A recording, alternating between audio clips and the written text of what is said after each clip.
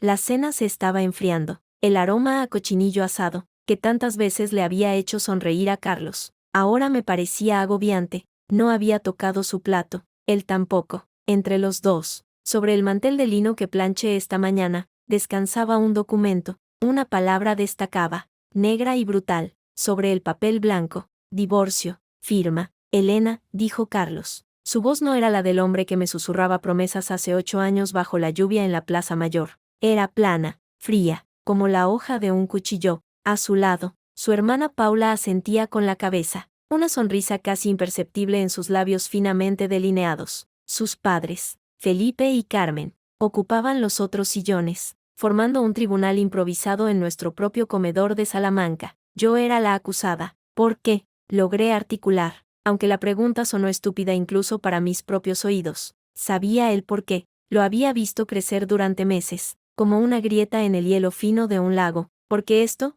Carlos hizo un gesto amplio, despectivo, que abarcaba la cocina, el salón. Nuestra vida ya no funciona, porque llevas 3 meses ausente, dejando que esta casa se convierta en una posilga, porque no das un euro a la economía familiar, porque no eres suficiente. Cada palabra era un clavo. Paula no pudo contenerse. Vamos, Carlos, sé amable. Lo que mi hermano intenta decir, Elena, es que necesitas un cambio. Y él también. Tú, bueno, te has acomodado. Él tiene aspiraciones. Una carrera en Iberbank. Necesita a alguien a su altura, que le dé impulso. No un lastre. Un lastre. La palabra resonó en mi cabeza. Carmen, mi suegra, añadió su dardo, con esa dulzura envenenada que tanto la caracterizaba. Hija, no te lo tomes a mal, es solo que, bueno, lleváis 8 años y ni siquiera, dejó la frase en el aire, pero todos supimos completarla. Ni siquiera un hijo. La vieja herida,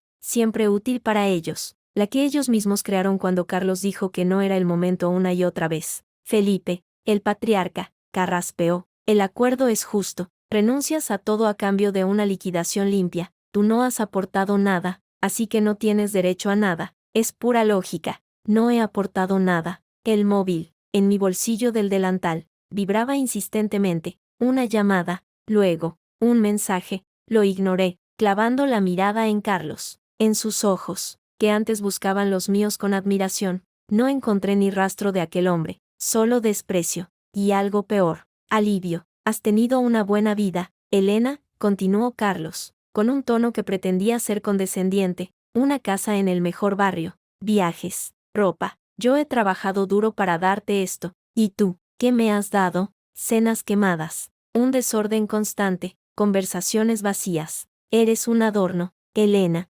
uno bonito, pero que solo sirve para limpiar el polvo. El silencio que siguió fue absoluto. Solo se oía el tic-tac del reloj de pared, ese feo reloj que Carmen nos regaló y que Carlos insistió en colgar. Sentí algo extraño. No era dolor. No aún. Era un desprendimiento frío, como si una parte de mí se hubiera separado y estuviera observando la escena desde arriba. Vi mi mano, la misma que horas antes manejaba cifras de rendimiento y proyecciones de mercado, temblar ligeramente sobre el mantel. No de miedo, de rabia contenida, de una energía eléctrica que clamaba por salir. El móvil volvió a vibrar. Un mensaje corto, seguido de otro. Sabía lo que decían. Los había estado esperando durante 93 largos días. 93 días de ansiedad silenciosa. De estudiar informes hasta la madrugada mientras Carlos roncaba a mi lado. De susurrar cálculos al viento mientras fregaba los platos. ¿Tienes algo que decir?, preguntó Paula, con esa curiosidad malsana que la caracterizaba. Abrí la boca. Las palabras estaban allí, en la punta de la lengua, calientes y victoriosas. He ganado 10.000 millones de dólares, por mi cuenta, con mi inteligencia, mientras tú jugabas al golf con tus jefes. Yo construía un imperio. Soy más rica de lo que tú, tu banco y toda tu mezquina familia podréis imaginar jamás. Las tragué, las dejé caer en el pozo oscuro y frío que se abría en mi pecho. Miré sus rostros, la arrogancia satisfecha de Carlos, la superioridad de Paula, la desaprobación severa de Felipe, la falsa lástima de Carmen. Esta gente no merecía mi verdad, no merecía mi triunfo, solo merecían la versión de mí que ellos mismos habían creado. La inútil, la lastre, el adorno. Necesito un bolígrafo, dije, y mi voz sonó extrañamente serena, como si viniera de muy lejos. Carlos parpadeó, sorprendido por mi falta de súplica, de lágrimas. Esperaba un espectáculo, Una escena de telenovela. Le había negado ese placer. Buscó en el bolsillo de su impecable traje y me tendió su Mont Blanc, el que le regalé por su último ascenso. La ironía era tan densa que casi podía paladearla. Tomé el documento,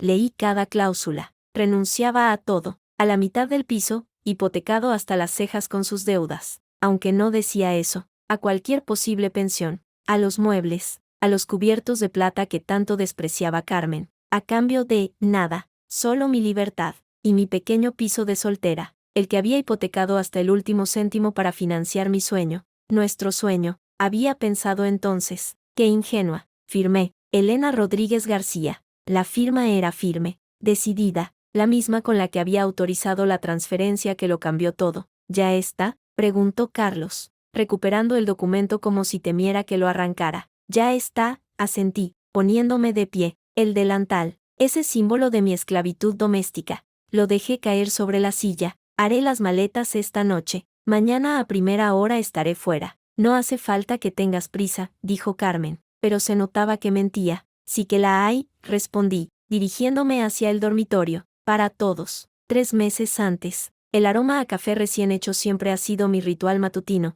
a las 6:30, mientras Madrid aún bosteza. Yo ya estoy en la cocina de nuestro ático en la calle Jorge Juan. No es el olor lo que me despierta, sino el pitido de mi portátil, sincronizado con los mercados asiáticos. Mientras la cafetera gorgotea, mis ojos escanean gráficos en Bloomberg. En la pantalla, una empresa casi desconocida, Solec, hace un movimiento extraño, una startup de energías renovables con sede en San Sebastián. Su tecnología, según el informe técnico que tengo abierto en otra pestaña, promete revolucionar la eficiencia de los paneles solares de perovskita, el santo grial de la energía solar. Elena, el desayuno, la voz de Carlos, áspera por el sueño, me sobresalta. Un momento, cariño, el café ya está. No quiero café, quiero mi camisa azul a rayas planchada, la que me quita las arrugas, no la que pusiste ayer, que parecía un mapa del metro. Suspiré, minimizando las pantallas. La tengo lista, y los huevos revueltos con jamón en 1 minuto. No tengo 1 minuto, tengo una reunión con el director regional a las 8. ¿Por qué nunca estás lista cuando te necesito? Conté mentalmente hasta 5, para apoyar su carrera. Me repetí, como un mantra desgastado, hace 8 años, cuando nos casamos, era una promesa.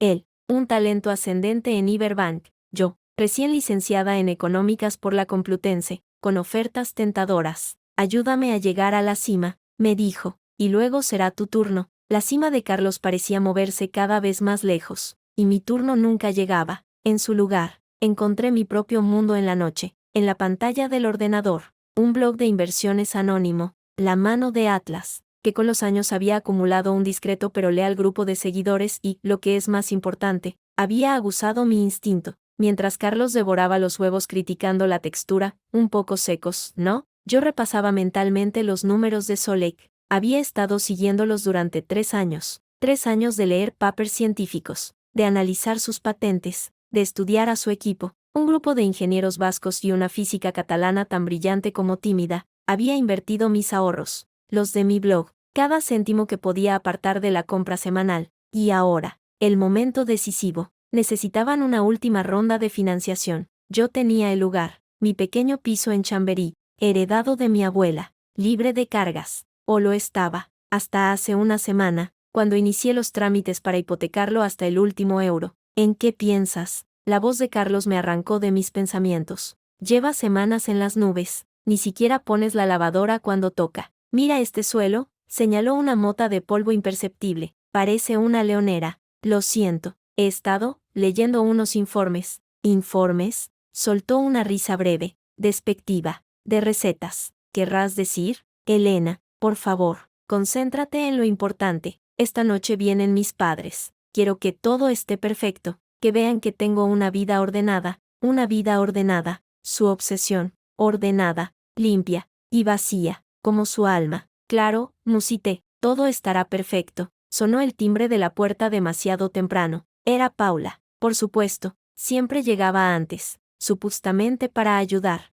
en realidad para fiscalizar. Hermanito, lo besó con efusividad, ignorándome por completo hasta que terminó el ritual. Elena, huele bien, ¿es cochinillo? Espero que no le hayas puesto demasiado ajo. que a papá no le sienta bien. Hola, Paula. Sí, es cochinillo, con muy poco ajo. Mejor así. Ay, deja, yo pongo la mesa. Tú sigue con lo que sea que hacías. Su mirada escudriñó mi sencillo vestido, sin etiqueta visible, y su expresión se tornó ligeramente desdeñosa. La cena fue el infierno de siempre, Felipe disertando sobre política y lo mal que iba el país, Carmen haciendo preguntas pasivo-agresivas sobre cuándo llegarían los nietos, Carlos pavoneándose de sus logros en el banco, inventando batallitas que yo sabía que eran exageradas, yo, sonriendo, asintiendo, llenando copas, una esposa de cartón piedra. Y Elena, ¿tú en qué trabajas ahora?, preguntó Felipe de pronto, como si acabara de reparar en mi presencia. Elena se ocupa de la casa. Padre, intervino Carlos rápidamente,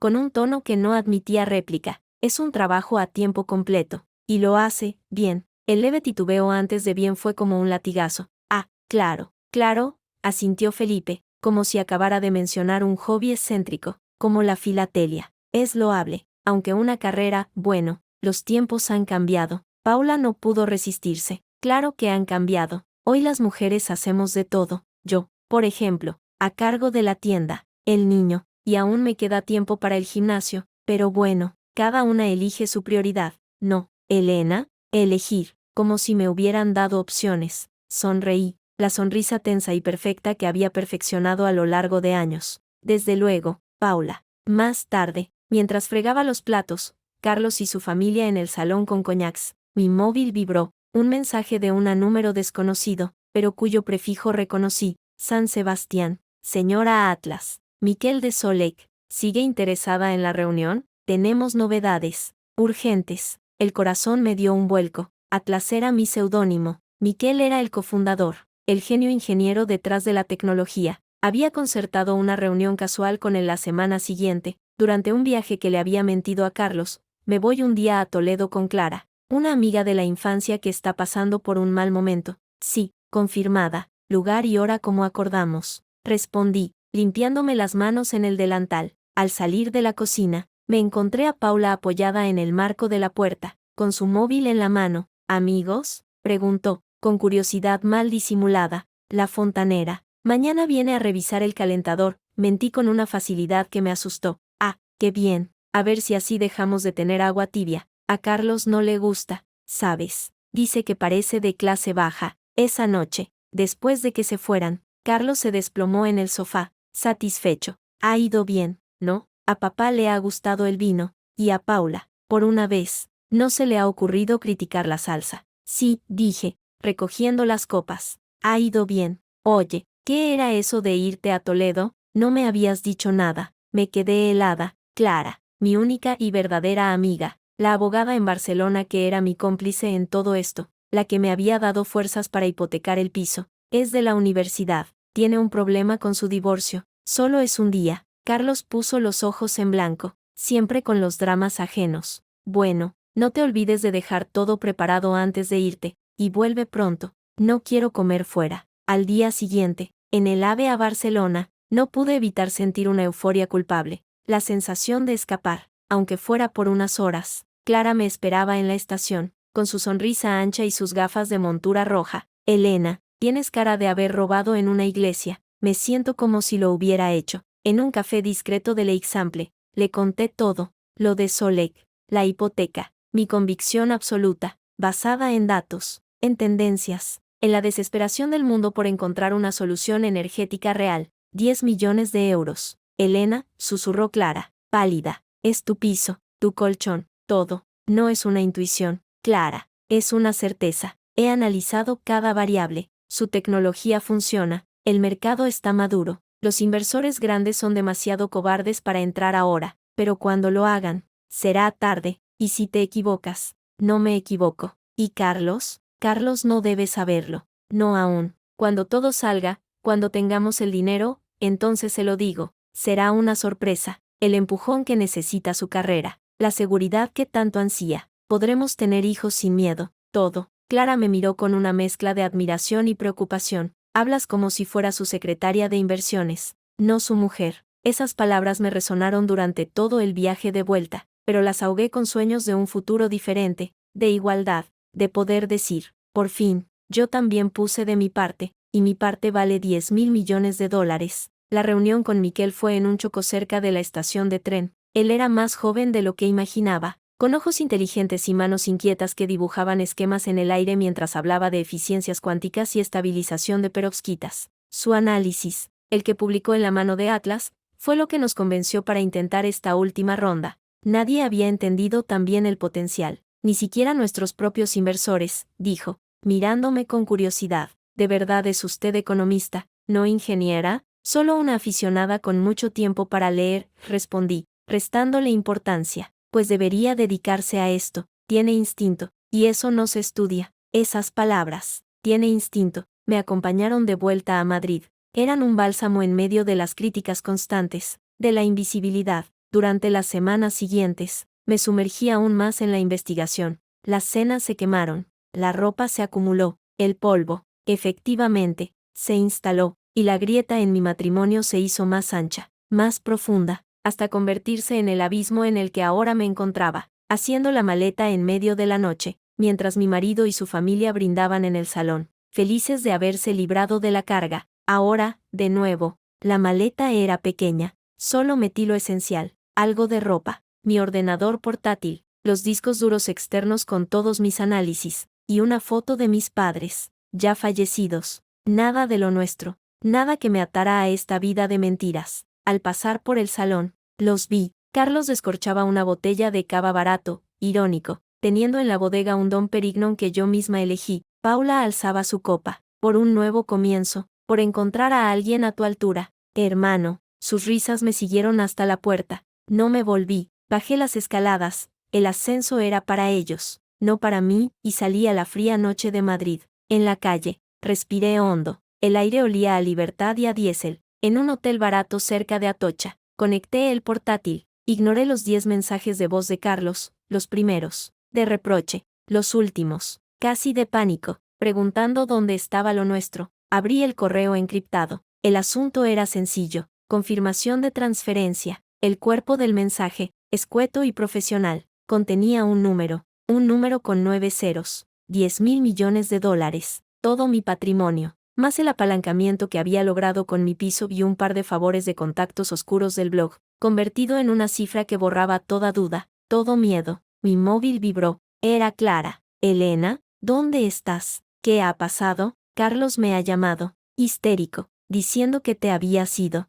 Lo he firmado. Clara. El divorcio. Un silencio cargado al otro lado de la línea. ¿Qué? ¿Pero cómo? ¿Sin luchar? Tenemos 1000 argumentos. Ese acuerdo es una estafa. No importa. ¿Cómo que no importa? Elena, has perdido todo. Sonreí, sola en aquella habitación anónima, mirando la pantalla donde brillaba mi futuro. No, Clara, al contrario, acabo de ganarlo todo. Y mientras colgaba, mientras la euforia y el dolor libraban su última batalla en mi pecho, supe que la Elena que limpiaba el polvo y quemaba las cenas había muerto en aquel comedor, la que nacía esta noche, con el olor a humedad y desinfectante del hotel en las fosas nasales y el poder de un imperio en sus manos. Era alguien completamente distinto. Mañana, el mundo despertaría, y yo estaría lista. El despertador del móvil sonó a las 7 de la mañana. No había dormido, no en toda la noche. La cama dura del hostal barato de la calle Atocha, las paredes finas por las que se colaban los ronquidos del vecino y el traqueteo lejano de los primeros trenes habían sido mi compañía, pero no era el insomnio de la desesperación,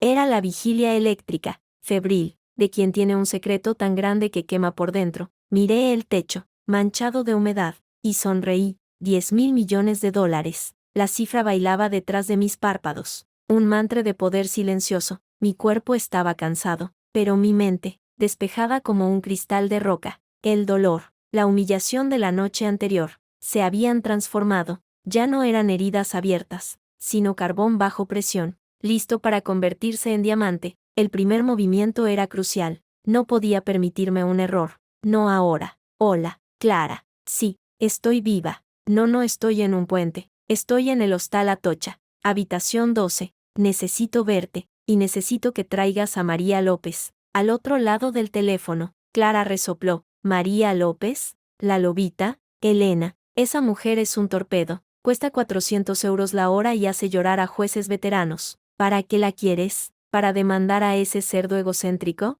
Porque lo haré gratis. Te lo juro por mi título. No es para demandar, al menos, no aún. Es para protegerme, para asegurarme de que todo lo que haga a partir de ahora sea a prueba de bombas. De Carlos, y de su familia de buitres. A las 9, aquí, colgué. Sabía que Clara vendría. Era mi única ancla a la realidad anterior, a la Elena de antes, pero ahora necesitaba algo más que amistad. Necesitaba un escudo legal a la altura de la tormenta que yo misma estaba a punto de desencadenar. A las 9 en punto, llamaron a la puerta. Clara irrumpió como un huracán, con sus vaqueros, sus gafas rojas y el ceño fruncido de preocupación. Detrás de ella, con la elegancia serena de un galeón, venía María López. La lobita. Llevaba un traje pantalón gris perla impecable, el pelo recogido en un moño severo y una mirada que parecía ver a través de las paredes. Dios mío, Elena, este sitio, comenzó Clara, mirando alrededor con horror. Es temporal,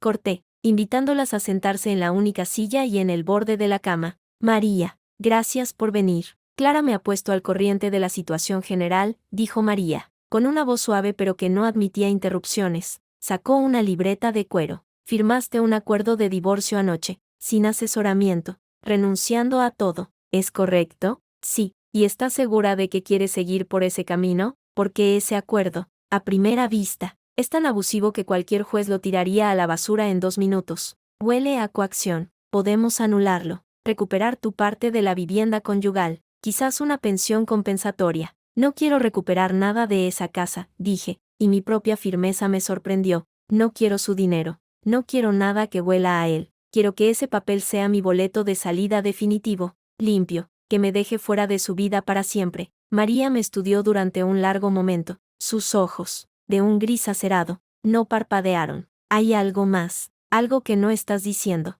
La gente que firma acuerdos tan malos suele tener miedo, o está desesperada. Tú no tienes pinta de ninguna de las dos cosas. Tienes pinta de alguien que acaba de firmar un tratado de paz con ventaja. Clara me miró, confundida. Yo respiré hondo. Anoche, justo cuando me presentaban el divorcio, recibí la confirmación. Una inversión que hice hace 3 meses, con mi dinero, con el piso de mi abuela en Chamberí, que hipotequé hasta las tejas, ha dado sus frutos. ¿Frutos? ¿Qué frutos?, preguntó Clara, recelosa. No dije la cifra. No aún. Era demasiado grande, demasiado irreal. Frutos suficientes para no necesitar ni un céntimo de Carlos Hernández, pero necesito que ese acuerdo sea inquebrantable, que él no pueda volver atrás, ni reclamar nada, ni acercarse a mí, cuando se entere de la magnitud de esos frutos. La lobita asintió lentamente. Comprendía. No necesitaba los detalles, solo la estrategia. Entiendo. Es un movimiento inteligente.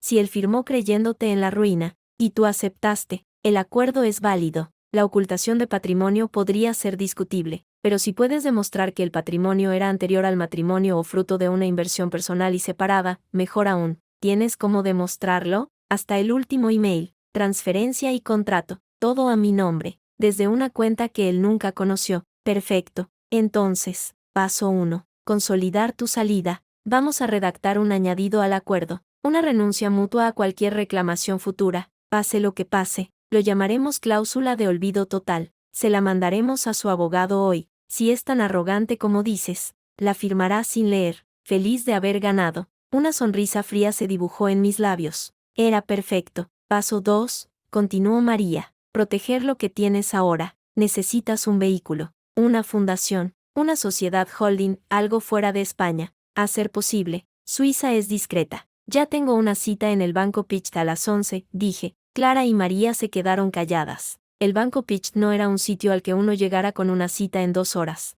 a no ser que uno tuviera algo muy, muy grande que ofrecer. Elena, susurró Clara. ¿De cuánto estamos hablando? Miré a una, luego a la otra. Eran las únicas 2 personas del mundo a las que podía confiarme. De 10.000 millones de dólares. El silencio fue absoluto. Se podía oír el goteo de un grifo en alguna habitación lejana. Clara palideció. María López, la imperturbable lobita, abrió ligeramente los ojos. Joder, dijo Clara, con el alma. Efectivamente, asintió María, recuperando la compostura con una rapidez admirable. Cambia las cosas. En ese caso, olvida lo de la fundación. Necesitas una estructura más compleja. Yo me ocupo. Para empezar, necesitas un abogado in situ en Zúrich. Tengo a alguien. Durante la siguiente hora, trazamos líneas en un mapa invisible. sociedades en Panamá, cuentas en Suiza, un fideicomiso en Liechtenstein. La lobita hablaba de paraísos fiscales y blindajes patrimoniales con la naturalidad con la que yo hablaba de los precios del mercado. Yo asentía, absorbía cada palabra. Esta era mi nueva realidad, y tenía que aprender sus reglas. A las 11 en punto, entraba en la discreta sede madrileña del Banco Pitch, un hombre de unos 50 años, traje oscuro, modales tan pulidos como el mármol del suelo. Me recibió: señora Rodríguez, soy Ernst Fischer, pase, por favor. Su despacho era austero, con vistas a la Plaza de la Lealtad. No había fotos familiares, solo un reloj de pie y un cuadro abstracto. Me han informado de su situación, comenzó, eligiendo las palabras con el cuidado de un joyero. Nuestros colegas en Zúrich están expectantes. Transferir un capital de tal magnitud requiere planificación, discreción. Discreción es la palabra clave, Herr Fischer, dije, adoptando sin querer su tono formal. Nadie debe saber que estoy aquí. Nadie debe poder relacionar mi nombre con los movimientos que vamos a hacer. Es nuestro estándar, señora. La privacidad es nuestro producto principal. Hizo una pausa. Permítame ser franco. Un patrimonio como el suyo, gestionado de forma reactiva, es un problema. Gestione de forma proactiva. Es un imperio. ¿Cuál es su objetivo? La pregunta me pilló por sorpresa. Durante 3 años, mi único objetivo había sido conseguirlo, lograr el golpe maestro. Ahora lo tenía. Y el vacío que dejaba el objetivo cumplido era enorme. No quiero solo conservarlo, dije, casi para mí misma, quiero hacer algo con ello, algo que importe.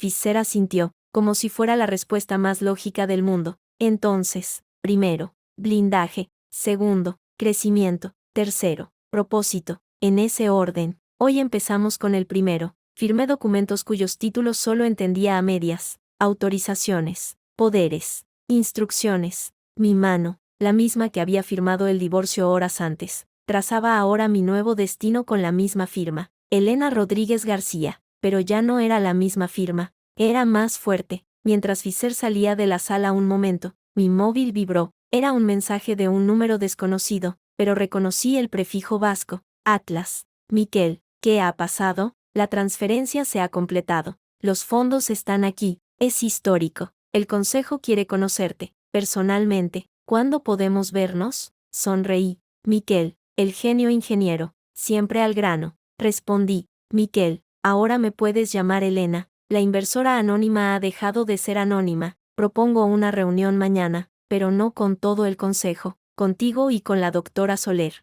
Tengo una propuesta. La respuesta fue casi inmediata. Elena, vaya sorpresa. Mañana a las 10. Nuestro laboratorio en San Sebastián. ¿Sabes llegar? Lo sabía, lo había estudiado en Google Maps durante horas, soñando con el día en que podría cruzar esa puerta no como una admiradora anónima, sino como una igual. Salí del banco sintiéndome más ligera, y a la vez más poderosa, que nunca. Tenía un plan, y la munición para ejecutarlo, pero antes, necesitaba verme, necesitaba dejar atrás a la Elena del delantal. En un salón de lujo de la calle Serrano, me senté frente a un espejo. La mujer que me devolvía la mirada tenía ojeras, el pelo sin peinar, y la ropa arrugada de la huida, pero en sus ojos había un destello que no recordaba. ¿Qué hacemos, señora?, preguntó la estilista, con profesionalidad. Córtemelo, dije, señalando mi melena castaña que me llegaba más abajo de los hombros, corto y liso, y tráigame ropa, algo que no sea un vestido de casa,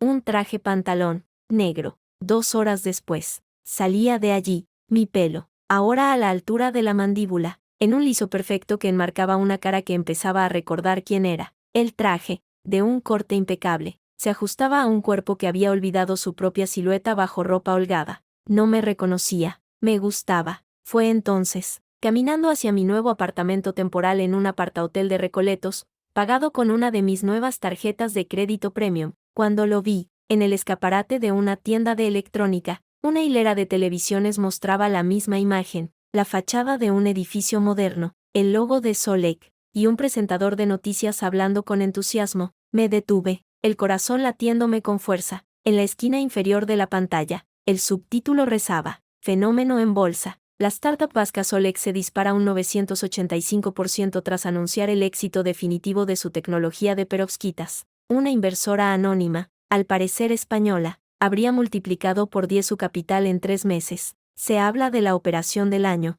No daban mi nombre, por ahora, pero era cuestión de horas. Los periodistas económicos eran perros de caza. Seguirían el rastro del dinero, de las transacciones. Mi ventaja era el tiempo, y saber algo que ellos no sabían, que la inversora anónima ya no estaba en su cocina, planchando camisas. Estaba en la calle, con un traje nuevo y una cuenta en Suiza, lista para lo que viniera. Sonreí para mis adentros y seguí caminando. Tenía una llamada que hacer. Mientras tanto, en el restaurante Botín, el humo de los puros y el olor a cochinillo asado, irónicamente, el mismo plato que yo había preparado la noche anterior, llenaban la reservada privada. Carlos había sacado la bota grande, no el Dom Perignon, sino un Vega Sicilia único que había estado guardando para una ocasión especial. Supongo que divorciarse de su lastre lo era. Por mi hermano, alzó su copa Paula, con los ojos vidriosos por el champaña y la satisfacción. Por fin libre de esa sombra, Paula. Por favor, dijo Carmen,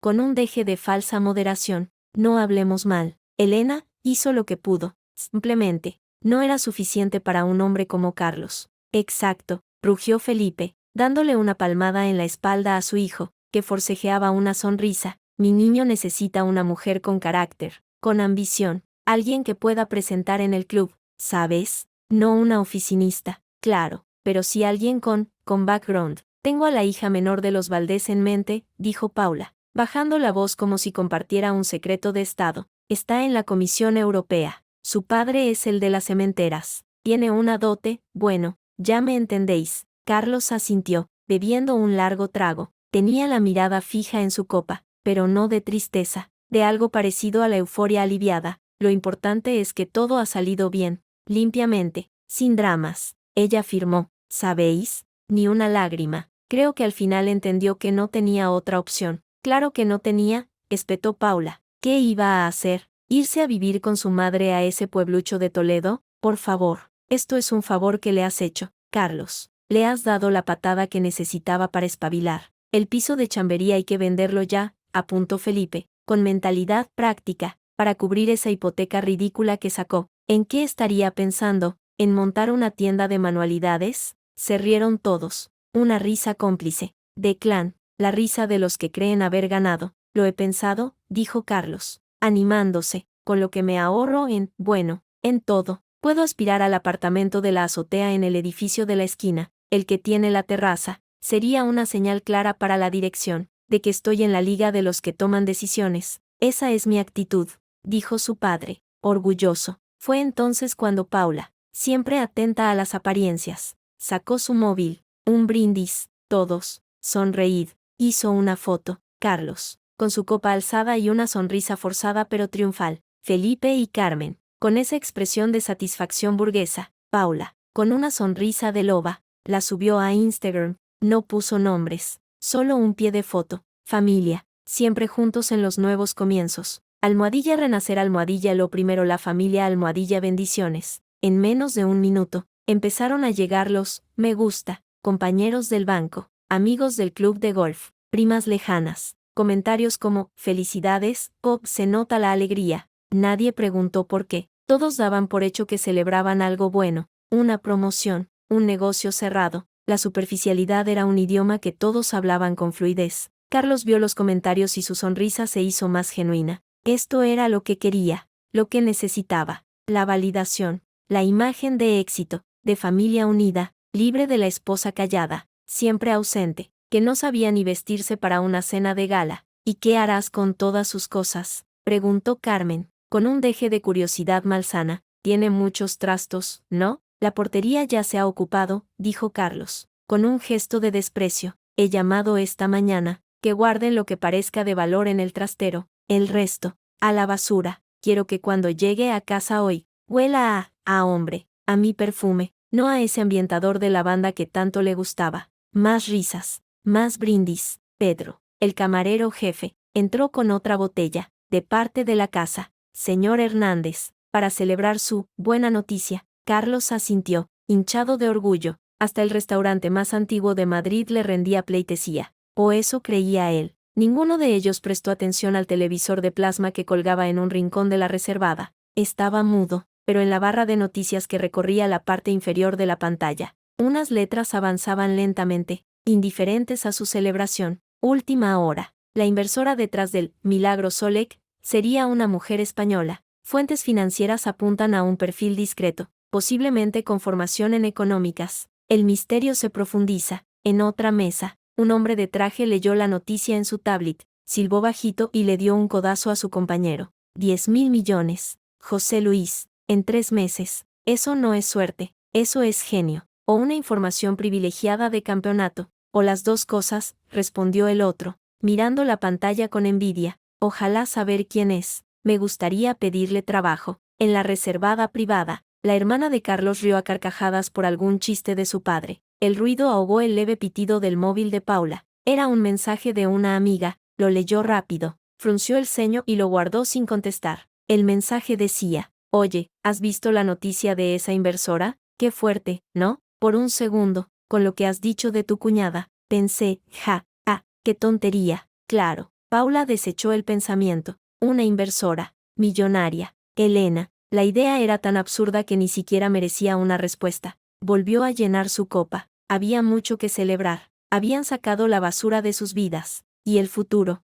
por fin, olía a Vega Sicilia y a ambición cumplida. 7 de la mañana, apartamento de Carlos. Salamanca. El despertador sonó como cada mañana, pero Carlos Hernández no saltó de la cama con su energía habitual. La resaca del Vega Sicilia y la satisfacción profunda, carnosa, de saberse libre lo mantenían entre las sábanas de algodón egipcio un poco más de lo habitual. Sonrió hacia el techo. El silencio era glorioso. No había ruido de sartenes en la cocina. No había el susurro irritante de Elena hojeando informes en el sofá. Solo paz. La paz del vencedor. Se levantó, se estiró y fue directamente a la ducha, silbando. Hoy no había camisa planchada esperándole en la percha, pero ¿qué más daba? En el armario encontró una ligeramente arrugada. Al intentar plancharla él mismo, quemó el cuello, maldijo, la tiró al suelo y escogió otra. Tendré que contratar a alguien, pensó, sin preocupación, con lo que se ahorraría en gastos de Elena, sus clases de yoga, sus libros tontos. Esa comida ecológica tan cara podría permitirse un servicio de planchado a domicilio,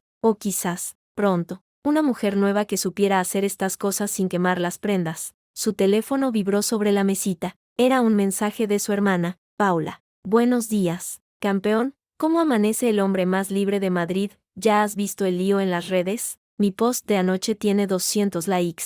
Todo el mundo pregunta qué celebramos. Les dejo con la intriga. J.E. Carlos sonrió, como un rey. Hoy empieza todo de nuevo. Cena en casa de los padres para organizar la estrategia. Abrazo. Mientras bajaba a tomar su café, instantáneo, demasiado fuerte, hecho por sus propias y torpes manos, encendió la televisión. En la cadena de noticias económicas, un presentador hablaba con entusiasmo de algo, le subió el volumen. Un hito sin precedentes en el ecosistema startup español. La valoración de Solec se dispara y los rumores apuntan a que la misteriosa inversora, una mujer, por cierto, habría obtenido plusvalías que algunos sitúan en los 10.000 millones de dólares. 10.000 millones. Repito, 10.000 millones. Una cifra que deja en mantillas cualquier operación reciente en el IBEX. Carlos resopló, sirviéndose un vaso de agua para la resaca. 10.000 millones. Pensó con envidia mezclada con desdén. Alguno fondo buitre americano, o algún jeque árabe. Aquí, en España,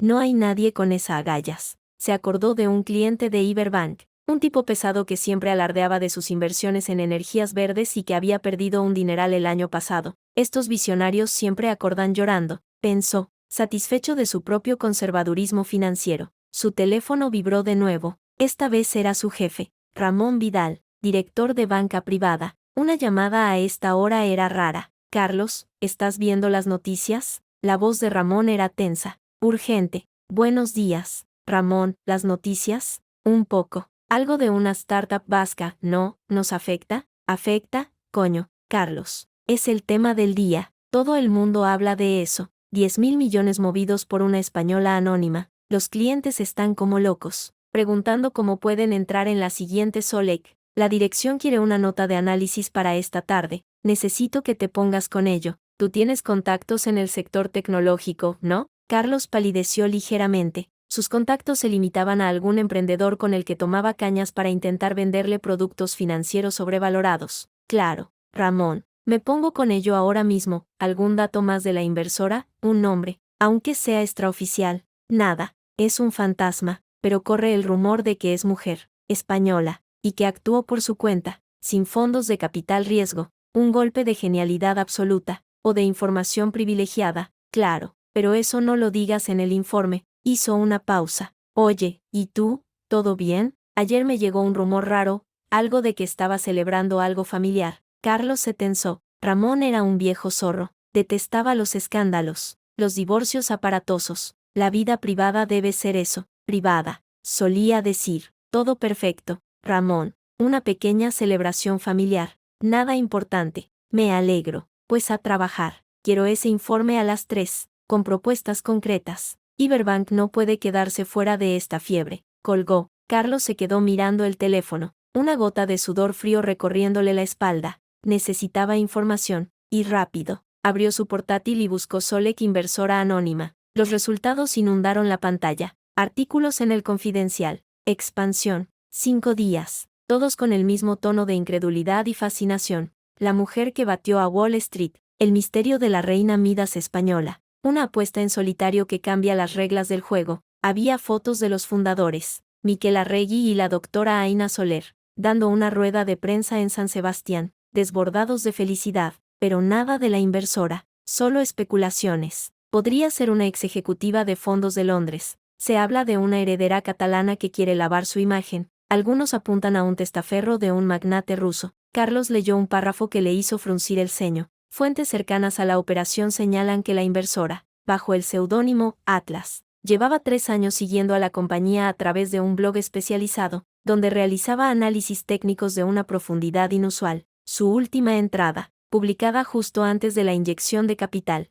detallaba con precisión quirúrgica el punto de inflexión de la tecnología de perovskitas. Un blog, análisis técnicos. Algo le resonó, lejana, incómodamente. Elena, en el sofá, con el portátil, siempre con el portátil. ¿Qué lees tanto?, le preguntaba él, molesto. Cosas de economía, de mercados, para entender mejor tu mundo, le respondía ella, evasiva. Él se reía. Mi mundo es demasiado complejo, cariño. Mejor preocúpate de que no me falten los calcetines a juego. Sacudió la cabeza. Estaba siendo ridículo. Elena y una operación de 10.000 millones eran términos de universos paralelos que jamás se tocarían. Era como pensar que su perro, Fósforo, un caniche regalón, podía pilotar un avión. Su móvil volvió a vibrar. Un mensaje de su madre, Carmen, en el grupo familiar de WhatsApp llamado Los Hernández. Carlos, cariño, ¿has visto esto? Todo el mundo habla de una española que ha ganado una fortuna. Tu padre dice que debe de ser hija de algún político, que si no nos explica. Paula está que trina. Dice que es feminismo barato. ¿Nos vemos a las 9 como acordamos para ir al notario?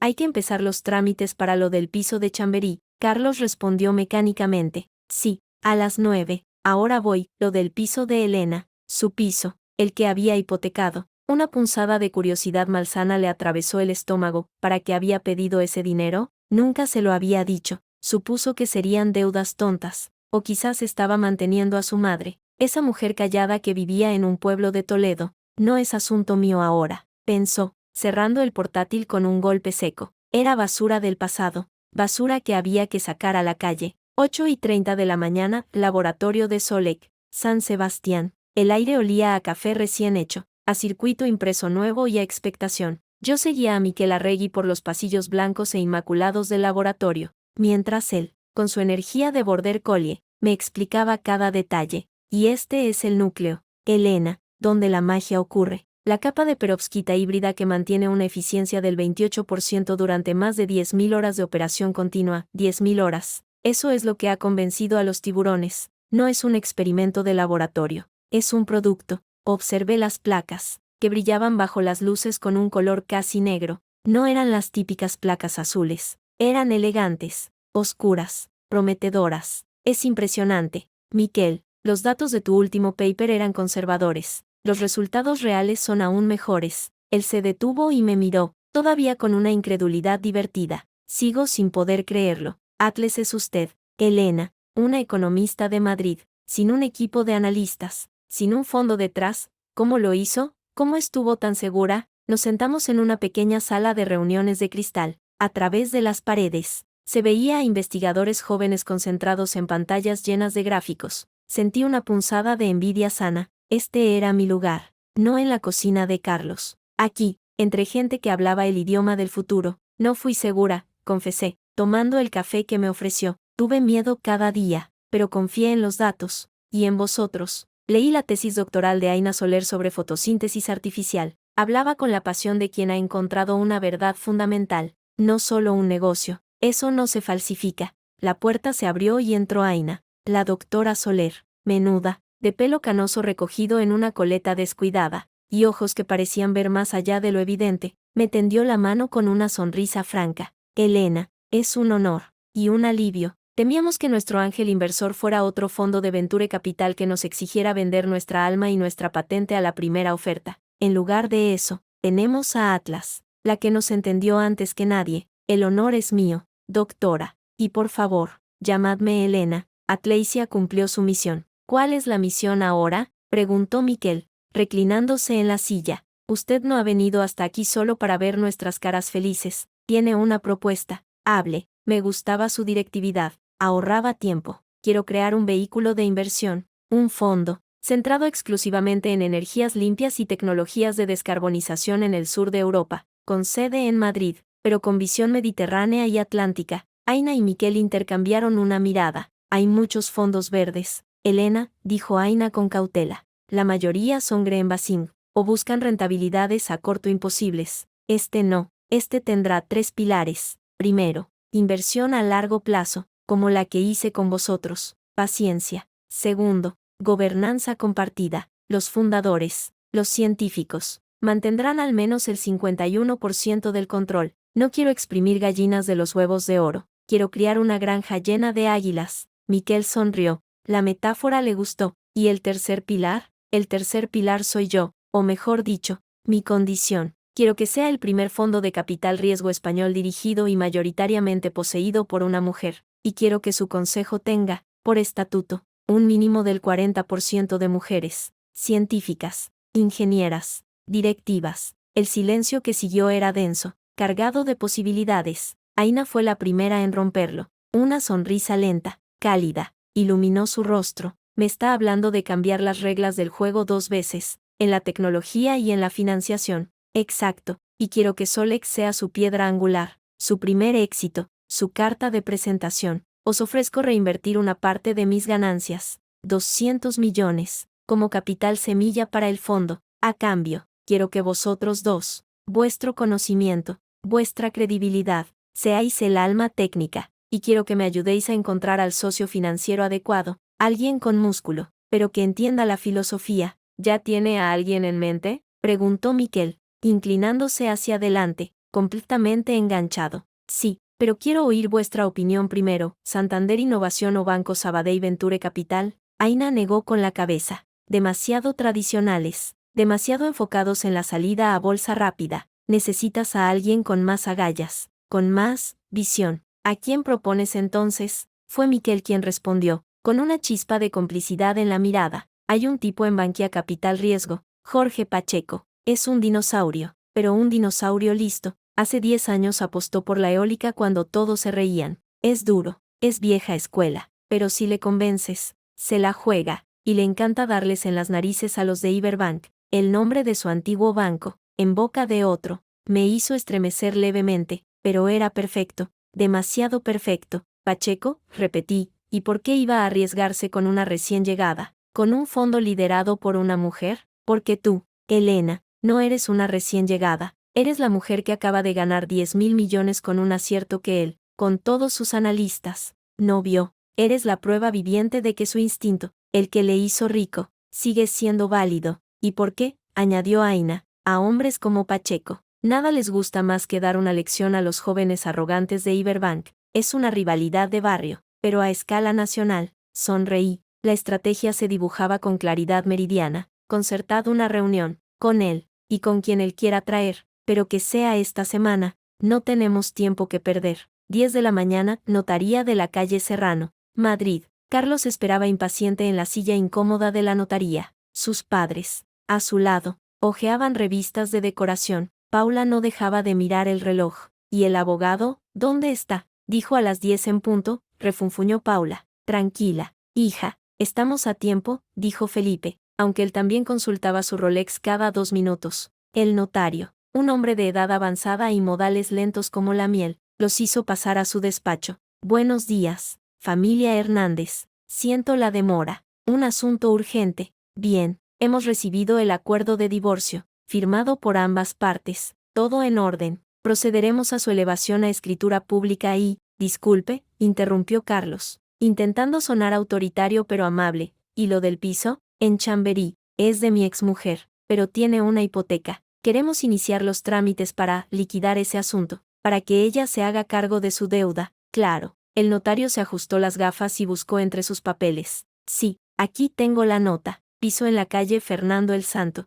número 24, propiedad de Elena Rodríguez García, adquirido antes del matrimonio, por lo que no es ganancial. Correcto. La hipoteca, frunció el ceño. La hipoteca está a su nombre, efectivamente, pero según el extracto bancario que aportó ayer la parte de la señora Rodríguez. ¿Aportó ayer?, preguntó Carmen, confundida. Sí, su abogada, la señora María López, me hizo llegar la documentación financiera relevante. Parece que la hipoteca fue liquidada en su totalidad hace 3 días. El silencio fue tan repentino y absoluto que se podía oír el zumbido del aire acondicionado. ¿Liquidada?, logró balbucear Carlos. ¿Cómo? ¿Con qué dinero? Eso no consta aquí, dijo el notario, pasando una página con despreocupación. Solo que la deuda con la entidad bancaria ha sido satisfecha. El inmueble está libre de cargas. Así que, en ese sentido, no hay trámite que hacer. El piso es de su exmujer. Libre y claro. Paula se puso de pie, palideciendo. Eso es imposible, que ella no tenía dinero, esa hipoteca era enorme, se estaba arruinando, por eso la firmó, porque estaba desesperada.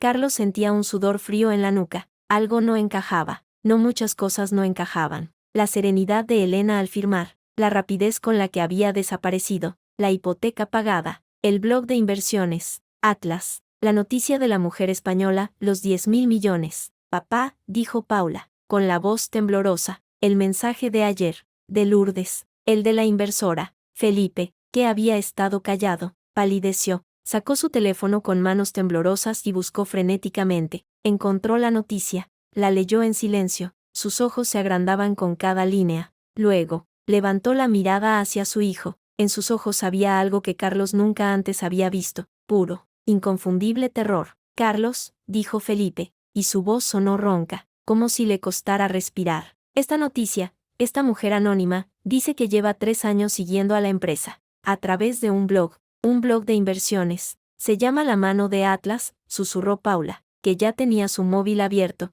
buscando. Lo he encontrado. Es un blog técnico, muy técnico. Habla de perovskitas, de eficiencia energética. Carlos le arrebató el teléfono. Los artículos, el estilo, era seco, preciso, lleno de datos, nada florido, como los informes que ella a veces imprimía y dejaba por la casa, los que él tiraba a la basura pensando que eran tonterías de aficionada. No, dijo, pero su voz sonó débil, ridícula. No puede ser, es imposible. El notario, ajeno al tsunami que se desataba frente a él, tosió educadamente. Señores, si no hay más asuntos relativos a la liquidación, podemos proceder con la firma de la escritura de divorcio. La parte de la señora Rodríguez ya ha firmado mediante poder a su abogada. Así que, espere, gritó Carlos, levantándose de un salto. La silla cayó hacia atrás con estruendo. No firme nada y necesito hablar con mi esposa, exesposa, ahora. Carlos, por favor, cálmate, intentó Felipe, pero era demasiado tarde. La certeza, fría y brutal como un cuchillo de carnicero, se había clavado en el estómago de Carlos. Los números bailaban ante sus ojos. La hipoteca pagada, los 10.000 millones, el blog, su desprecio hacia ella, la cena de celebración, el post de Paula. El post de Paula, familia siempre juntos en los nuevos comienzos. Borra ese post, le gritó a su hermana, histérico, bórralo ahora, todas las fotos, todo. Paula, lloriqueando, ya estaba tanteando su teléfono. Ya lo he borrado, lo borré anoche. Pues borra también la cuenta, desaparece de las redes, nos has hecho el ridículo. El grito de Carlos resonó en la pequeña sala. El notario los miraba con una mezcla de alarma y profundo desprecio. Señor Hernández, le ruego que se calme o tendré que llamar a seguridad. Esto es un despacho notarial, no un mercado. Pero Carlos ya no lo oía. Su mente era un torbellino de imágenes. Elena en el sofá, concentrada en la pantalla. Elena hablando de tendencias del mercado y él diciéndole que vas a saber tú. Elena pidiéndole firmar unos papeles del banco, una tontería para el piso, y él firmando sin leer, feliz de que no le diera más la lata. Elena preguntándole, con una extraña esperanza en la voz, Carlos, ¿y si pudiera hacer algo grande, algo que cambiara nuestra vida? Y él, riéndose, cariño, tu cosa grande es que no se te queme la tortilla, concéntrate en eso. Dio media vuelta y salió corriendo del despacho, dejando a sus padres y a su hermana atrás, ante la mirada estupefacta del notario. En la calle, sacó su teléfono con manos temblorosas, marcó el número de Elena, cayó directamente al buzón de voz. El número marcado no está disponible en este momento. Intentó WhatsApp, un tic gris, bloqueado. Llamó a Clara, su amiga. La llamada fue contestada al tercer tono. Carlos, qué sorpresa. Clara, por favor, necesito hablar con Elena. Es urgente. Elena, ¿qué Elena? La voz de Clara era de un hielo polar. Ah, ¿te refieres a la carga, al adorno que solo sirve para limpiar el polvo? Esa Elena, ¿no? Clara, por favor, esto no es momento ¿de qué? De chistes. A mí me parece el momento perfecto, sobre todo después de ver las fotos de tu celebración. Muy tierna, por cierto, almohadilla familia siempre juntos. Qué bonito. Fue un error, no sabía, que no sabías, Carlos, que la inútil de tu exmujer es la inversora más brillante de la década, o que mientras tú brindabas con champán barato, ella estaba poniendo en movimiento un imperio. Vamos, dime, ¿qué no sabías? Carlos sintió que el mundo se desmoronaba a su alrededor. La acera, la gente paseando, el sol de Madrid, todo parecía falso. Una pantalla detrás de la cual se escondía una verdad monstruosa. Dile que necesito verla, que tenemos que hablar, por lo nuestro, por los 8 años juntos. Del otro lado de la línea, Clara soltó una carcajada tan seca y cortante como un cristal roto. Lo vuestro se firmó y se liquidó anoche, Carlos. Y en cuanto a los 8 años, ya los ha pagado ella. Y con intereses. No llames más. Y si se te ocurre acercarte a ella, a su familia o a mí, mi siguiente llamada será a mi amiga María López, la abogada. Creo que la conoces. Tiene un apodo muy simpático, la Lobita. Y a ti, cariño, te va a despedazar. El clic de la llamada cortándose sonó como el portazo de una tumba. Carlos se apoyó en la pared de la notaría, la respiración entrecortada. En su bolsillo, su teléfono comenzó a vibrar sin parar. Notificaciones de WhatsApp, de Twitter, de LinkedIn, colegas del banco. Carlos, es increíble lo de tu ex, que enhorabuena, ese era tonto. No se había enterado. Oye, ¿es verdad que Elena Rodríguez, la inversora, es tu exmujer? ¿Me podrías poner en contacto? Ese era un trepa. Ramón quiere verte en su despacho. Ahora, ese era el jefe, y no sonaba bien. Levantó la vista al cielo, a un sol que de repente parecía burlón. 10.000 millones. Ella tenía 10.000 millones. Y él, en su arrogancia infinita, la había echado de casa como a una criada. Había celebrado, había brindado, había firmado un papel en el que renunciaba a todo, creyendo que ella no tenía nada. Un sonido extraño salió de su garganta, a medio camino entre una risa y un sollozo. Había sido el hombre más estúpido del planeta. Y todo Madrid, pronto toda España, lo sabría. 11 de la mañana, oficinas de Bankia Capital Riesgo, Madrid. Jorge Pacheco era, efectivamente, un dinosaurio de aquellos que sobrevivieron a asteroides, glaciaciones y 3 crisis económicas. Sus 65 años pesaban como plomo en su mirada, pero cuando me tendió la mano, su apretón fue firme, de una fuerza que desmentía su edad. Elena Rodríguez, la mujer del momento, siéntese. Su despacho era un museo de trofeos, fotos con políticos de los 80, maquetas de aerogeneradores, diplomas amarillentos, ninguna foto familiar. Miquel y Aina estaban a mi lado, actuando como mis anclas a la realidad técnica. Yo era la que llevaba la voz cantante. Señor Pacheco, gracias por recibirnos con tan poca antelación. Cuando una persona convierte 10 millones en 10.000 millones en 90 días, la antelación es un lujo que no me puedo permitir, sobre todo cuando esa persona quiere crear un fondo de capital riesgo. Se reclinó en su sillón de cuero, que crujió como si protestara. Hábleme, pero sin PowerPoint, sin gráficos bonitos. Hábleme como si fuera un tipo listo, pero cansado. Me gustó. Era directo, como Miquel, pero con cicatrices. Quiero crear el primer fondo de capital riesgo español especializado en descarbonización con 3 condiciones no negociables. Inversión a largo plazo, control mayoritario de los científicos fundadores, y una gobernanza con, como mínimo, un 40% de mujeres en todos los órganos de decisión. Pacheco no pestañeó, su expresión era de granito. La primera condición es sensata. La segunda, romántica y probablemente inviable. La tercera, hizo una pausa dramática, me suena a cuota. Y yo no invierto por cuotas. No es una cuota, es una ventaja competitiva. Dejé mi bolso en el suelo, inclinándome hacia adelante. El sector de la energía limpia en el sur de Europa está saturado de fondos dirigidos por hombres que piensan igual, que vienen de las mismas escuelas de negocio, que tienen los mismos sesgos. Se están perdiendo el 50% del talento, de las ideas, de las perspectivas, y se están perdiendo oportunidades como Solec. ¿Usted sugiere que nadie más vio lo de Solec porque no tenía mujeres en el comité de inversiones? Sugiero que nadie más lo vio porque estaban demasiado ocupados mirando a Silicon Valley o a China, despreciando un laboratorio en San Sebastián dirigido por una física que publica en revistas científicas, no en Forbes. Yo lo vi porque no tenía prejuicios sobre el lugar, el género o el pedigrí académico, solo miré los datos, y los datos eran impecables. Aina asintió, casi imperceptiblemente. Pacheco observó el gesto. Usted es la doctora Soler, la del paper que ella leyó. Sí, y puedo asegurarle que, en 3 años, Elena fue la única persona,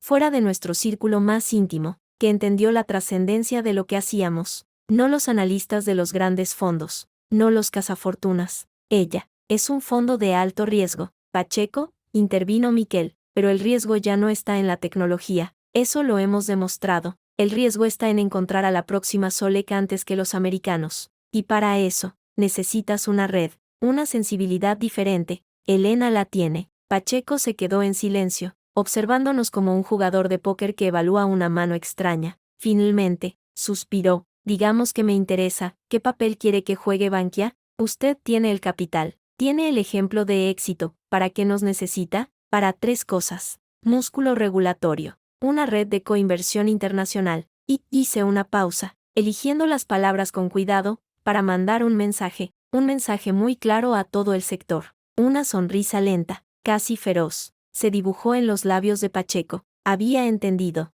Un mensaje a Iberbank, por ejemplo, entre otros. Usted apostó por la eólica cuando Iberbank la tachaba de energía de hippies. Les dio en las narices entonces. Le propongo hacerlo otra vez, pero a lo grande. Ser el banco que respalda la revolución energética liderada por mujeres. Ser la alternativa, la opción inteligente. Se levantó y fue hacia la ventana, con las manos en la espalda. Madrid se extendía a sus pies. Necesito números. Un plan de negocio de 5 páginas, no 50. Un consejo asesor con nombres de peso. Y necesito que usted, personalmente, sea la cara, sin esconderse. Este juego de la inversora misteriosa ya no le sirve. Para cambiar las reglas, hay que salir al campo y jugar. Estoy de acuerdo. Tengo una entrevista con El País mañana, y una aparición en el canal de televisión de Economía el viernes. Se volvió, sorprendido. Ya, es rápido. ¿Y qué va a decir? La verdad, mi verdad, asintió,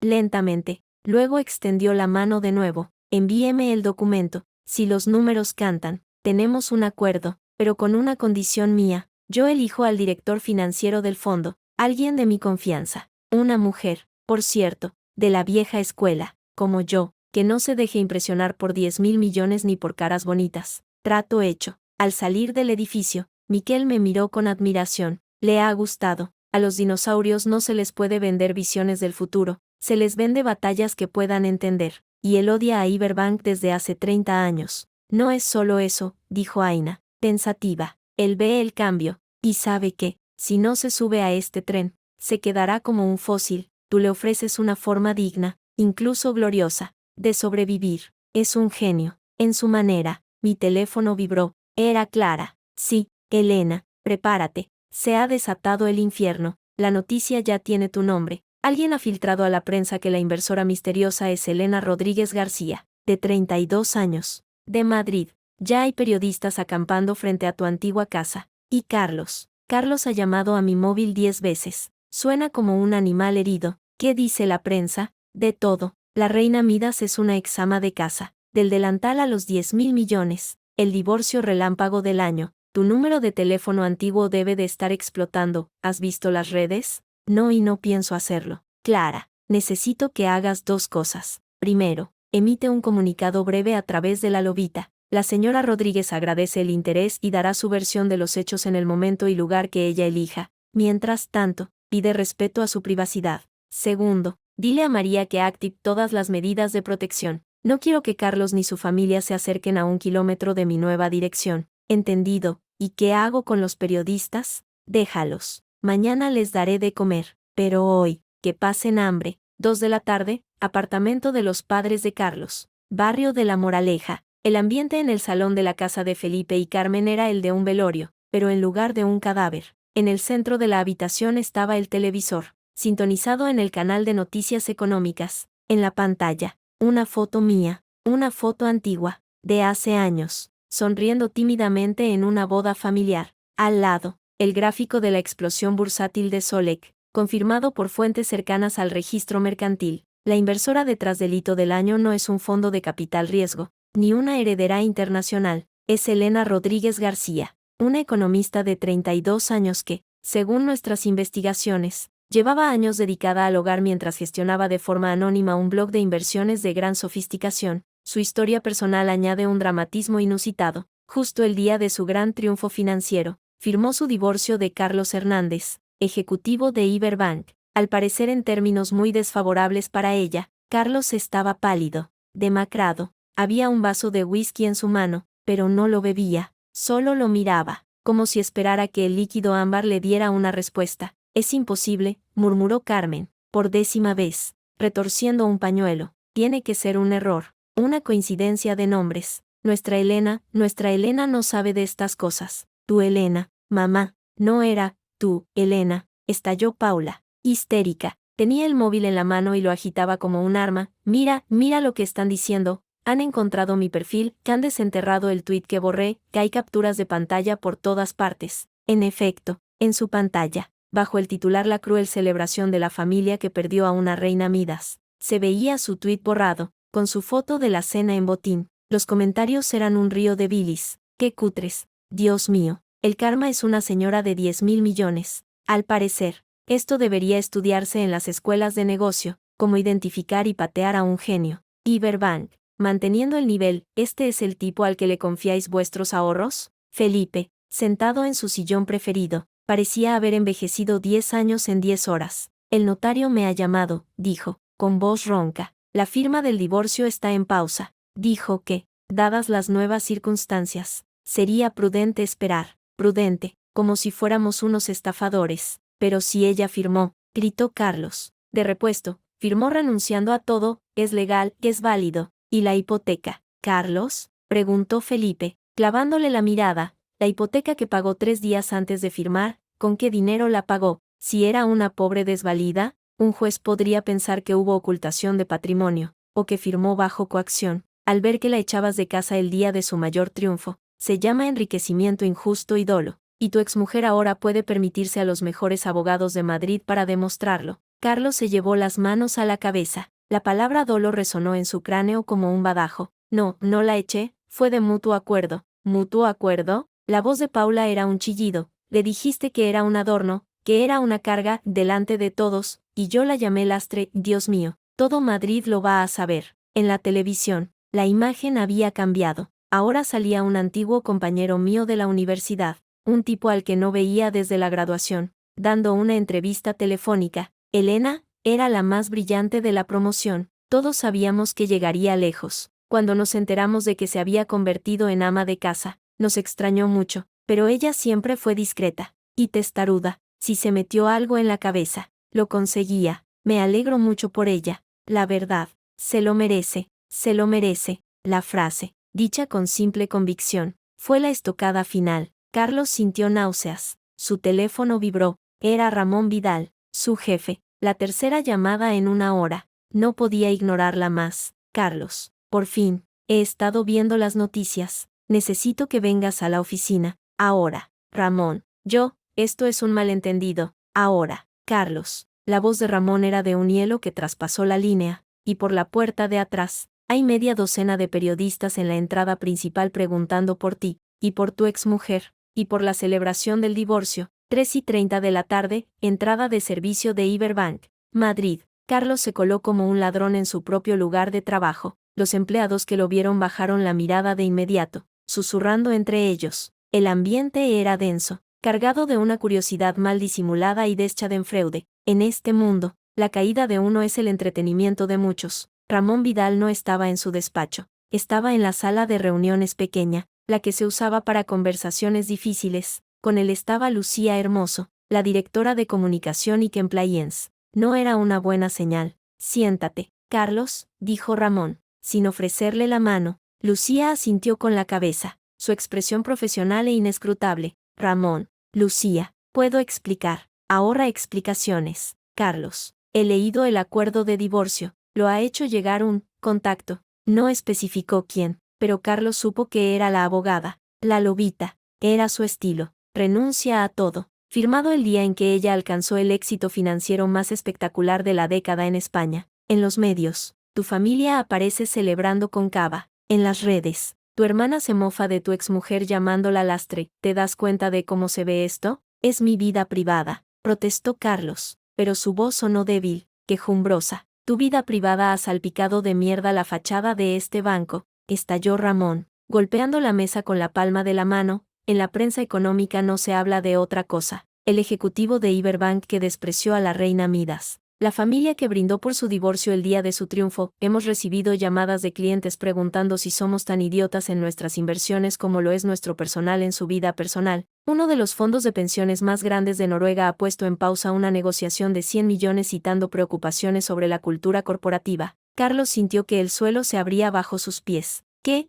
quiere que haga? Lucía tomó la palabra, con su voz calmada y letal. Carlos, esto es una crisis de reputación de primer orden. Iberbank se fundó sobre los valores de la familia, la discreción, la gestión prudente. Lo que el público ve ahora es lo opuesto: frivolidad, arrogancia, crueldad y, lo peor de todo, una incompetencia financiera supina. Tuviste a una de las mentes inversoras más brillantes de la generación en tu casa durante 8 años y no solo no la valoraste, sino que la humillaste públicamente. ¿Qué dice eso de tu criterio, de tu capacidad de análisis? Ella me lo ocultó, gritó Carlos, desesperado. ¿Y? Preguntó Ramón, fríamente, ¿es tu mujer o tu subordinada? Tu trabajo en banca privada es detectar talento, potencial, oportunidades donde otros no las ven. Fallaste de la manera más estrepitosa posible, en tu propia cama. Las palabras eran como cuchillos. Lucía continuó, la dirección ha decidido que te pongas en excedencia remunerada,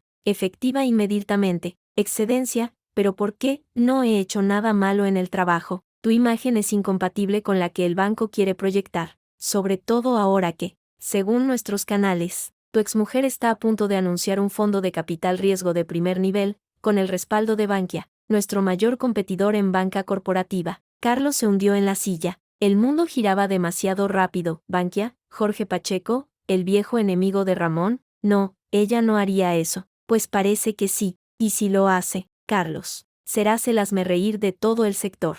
El hombre al que su mujer abandonó para irse con su némesis profesional. Será la historia perfecta. Y Iberbank no va a ser el malo de esa historia. Nosotros vamos a ser la víctima de tu falta de juicio. Así que, vete a casa. Carlos, concluyó Ramón, con un tono de despedida definitiva, limpia tu escritorio, usa la escalera de servicio, y no hables con nadie, absolutamente nadie. El departamento de comunicación emitirá un escueto comunicado diciendo que te has tomado un tiempo personal por asuntos familiares. Si tienes suerte, en unos meses, cuando esto se enfríe, podremos hablar de una salida tranquila. Una salida tranquila, eufemismo de despido. Carlos asintió, mecánicamente. No tenía fuerzas para luchar. La realidad era un muro que se le venía encima y él solo era un hombre pequeño, de camisa arrugada y olor a derrota. Mientras recogía sus cosas en una caja de cartón, bajo las miradas compasivas y curiosas de sus compañeros, su móvil vibró, un mensaje de un número desconocido, con manos temblorosas.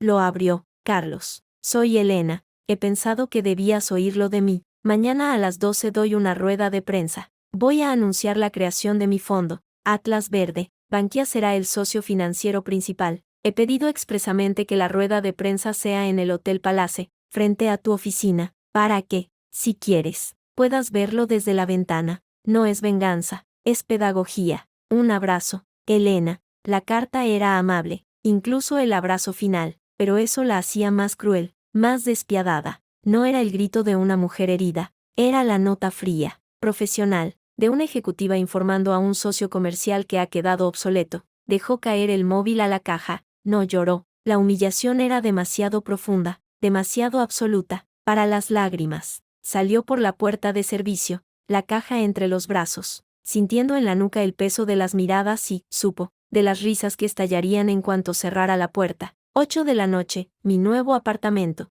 Recoletos. Clara había venido con comida, comida de verdad, no la basura que había estado comiendo. Tortilla, jamón, pan con tomate. Tienes que alimentarte, Elena. Mañana es el gran día. Lo sé. Estaba frente al ordenador, revisando el discurso para la rueda de prensa. Las líneas bailaban ante mis ojos. No eran cifras o datos técnicos. Eran mi vida, y tenía que contarla bien. ¿Estás segura de querer hacer esto?, preguntó Clara, con su voz más suave. Salir así, exponiéndote, hablando de todo. Podrías limitarte a presentar el fondo, los números, el futuro. Si me limito a eso, seguirán siendo la historia, la de la familia que celebró, la del marido ciego. Yo tengo que reescribir la historia, hacerla mía, para que ninguna otra mujer tenga que escuchar que es un adorno mientras construye un imperio en silencio. Clara asintió, comprendiendo. He visto a Carlos, o mejor dicho, he visto su sombra. Lo echaron hoy, o casi,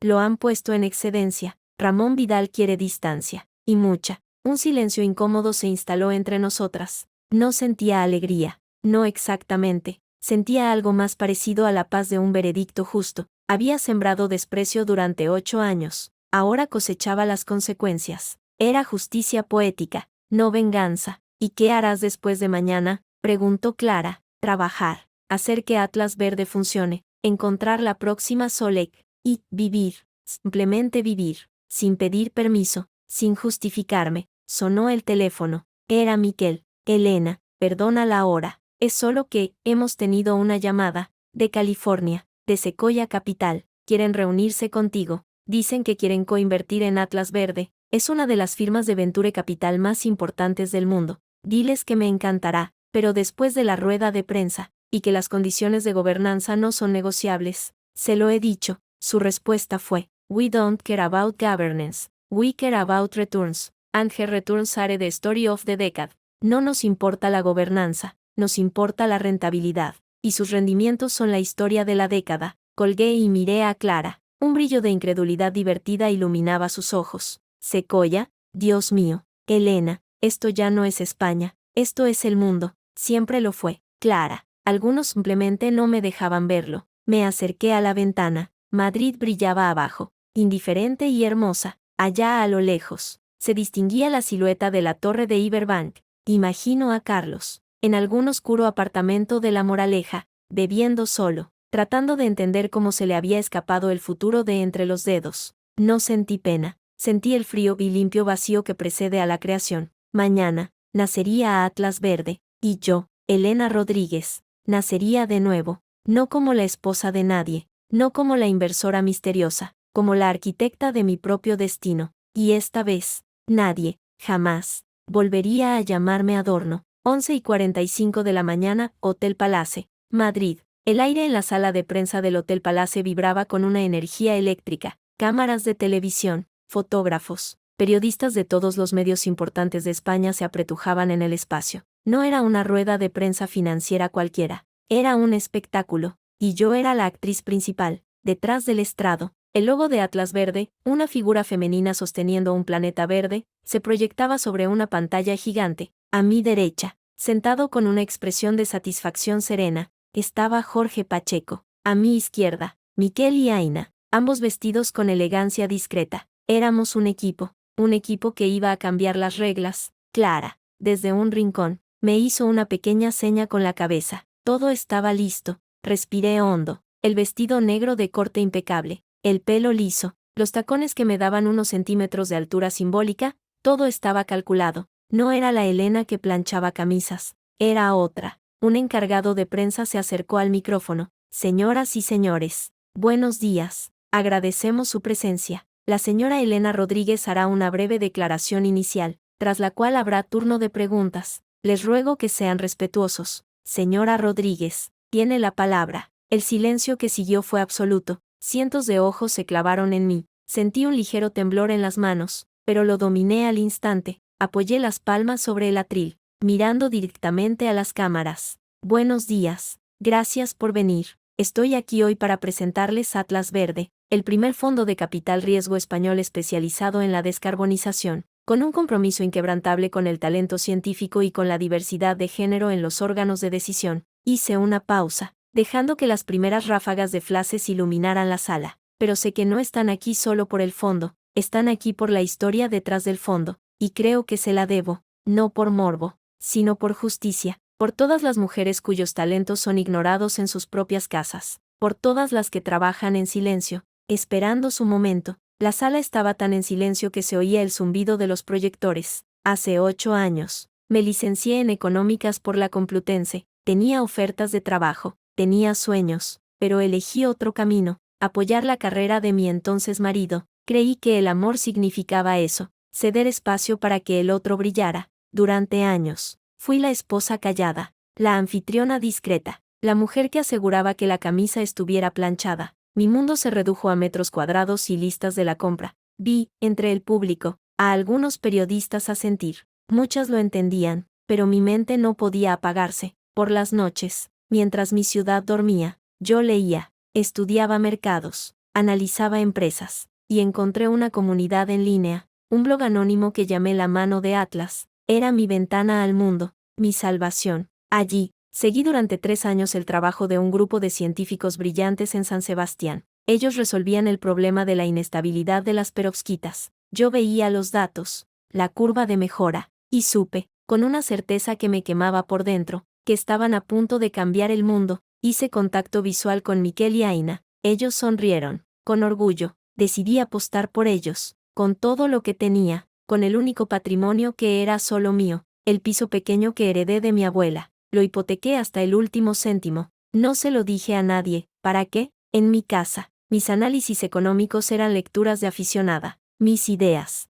distracciones. Mi valor se medía por el brillo del suelo, no por la agudeza de mi mente. Un murmullo recorrió la sala. Alguien tosió. El día que recibí la confirmación de que mi inversión había generado un retorno de, y bueno, ya conocen la cifra. Fue el mismo día en que mi entonces marido me presentó, delante de su familia, los papeles del divorcio. Me dijo, textualmente, que yo era un adorno que solo servía para limpiar el polvo, que no aportaba nada, que era una carga. Su familia asintió, y yo, con la noticia de esa inversión ardiendo en mi bolsillo, firmé. Porque en ese momento entendí que no estaba perdiendo una familia, me estaba liberando de una prisión de desprecio. El silencio ahora era pesado, cargado de una empatía incómoda. Varias periodistas bajaron la mirada, conmovidas. No estoy aquí para hablar mal de nadie, estoy aquí para decir que a veces, el mayor acto de fe en una misma es firmar el papel que te libera, y que el éxito, cuando llega, no sabe a venganza, sabe a libertad,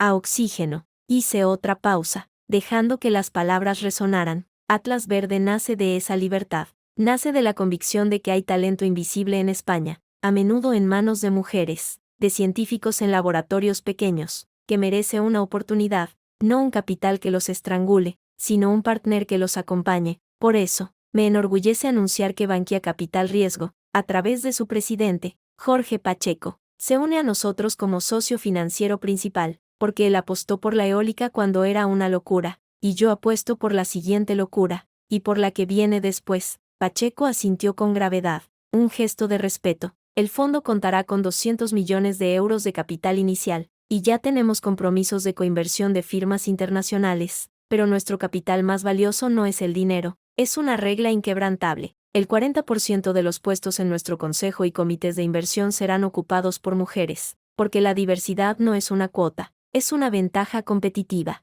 Es la razón por la que yo vi a Solec donde otros no miraron. Finalicé, dejando el atril. La sala estalló en aplausos. No eran los aplausos educados de una rueda de prensa financiera. Eran cálidos, reales. Muchas mujeres en la sala aplaudían con fuerza, con los ojos brillantes. El encargado de prensa tomó el micrófono. Turno de preguntas. Por favor, identifíquense. Una veintena de manos se alzaron. La primera fue para una periodista de El País. Elena, soy Cristina Marcos, de El País. 2 preguntas. Primera, ¿tiene algún mensaje para su exmarido, Carlos Hernández, que como sabemos es ejecutivo de Iberbank? Segunda, ¿qué opina de que, en las redes, se le llame ya la reina de la venganza elegante? Sonreí. Esperaba esa pregunta. A mi exmarido, solo le deseo que encuentre su propio camino. No tengo rencor, tengo indiferencia, que es lo contrario del amor, pero también del odio. En cuanto a lo de reina de la venganza, no he hecho nada más que contar mi verdad y crear un fondo de inversión.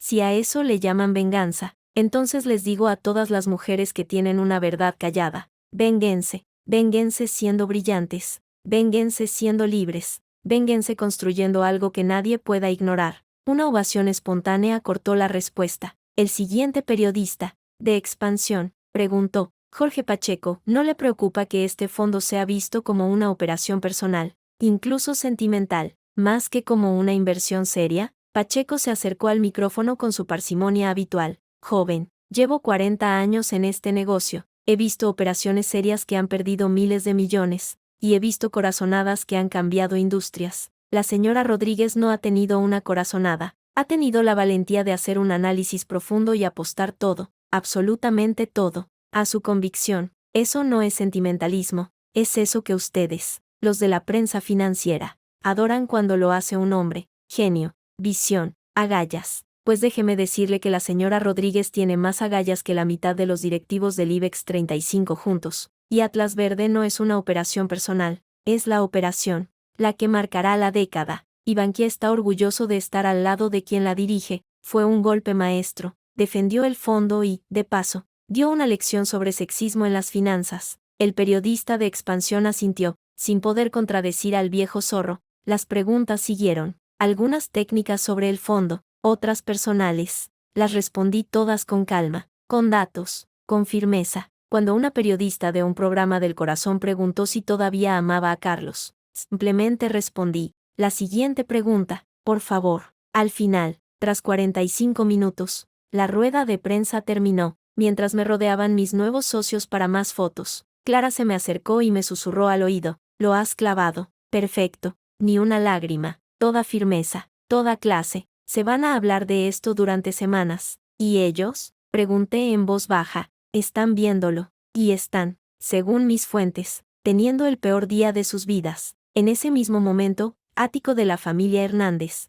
La moraleja, en la gran pantalla de televisión del salón, mi cara se desvanecía, sustituida por la de los presentadores de un programa de análisis económico, pero mis palabras seguían flotando en el aire, como cuchillas suspendidas. Carlos estaba de pie, inmóvil, frente al televisor. Tenía la cara gris, como de ceniza, en su mano, un vaso de whisky con hielo, pero ni siquiera había probado un sorbo. Parecía haber envejecido 10 años en 45 minutos. Un adorno que solo servía para limpiar el polvo, repitió Paula, con voz temblorosa, desde el sofá donde estaba acurrucada como un animal herido. Lo dijo, delante de todo el mundo. Lo ha soltado así, como si nada. En mi casa, mis análisis económicos eran lecturas de aficionada, añadió Carmen, la voz quebrada por el llanto silencioso que no cesaba. Dios mío, ¿qué hemos hecho? ¿Qué hemos hecho? Felipe, Felipe, el patriarca, no lloraba. Estaba sentado en su sillón, con la mirada perdida en la alfombra persa. Parecía un viejo león derrotado, sin entender cómo su reino se había desmoronado. Nos ha retratado, murmuró, por fin,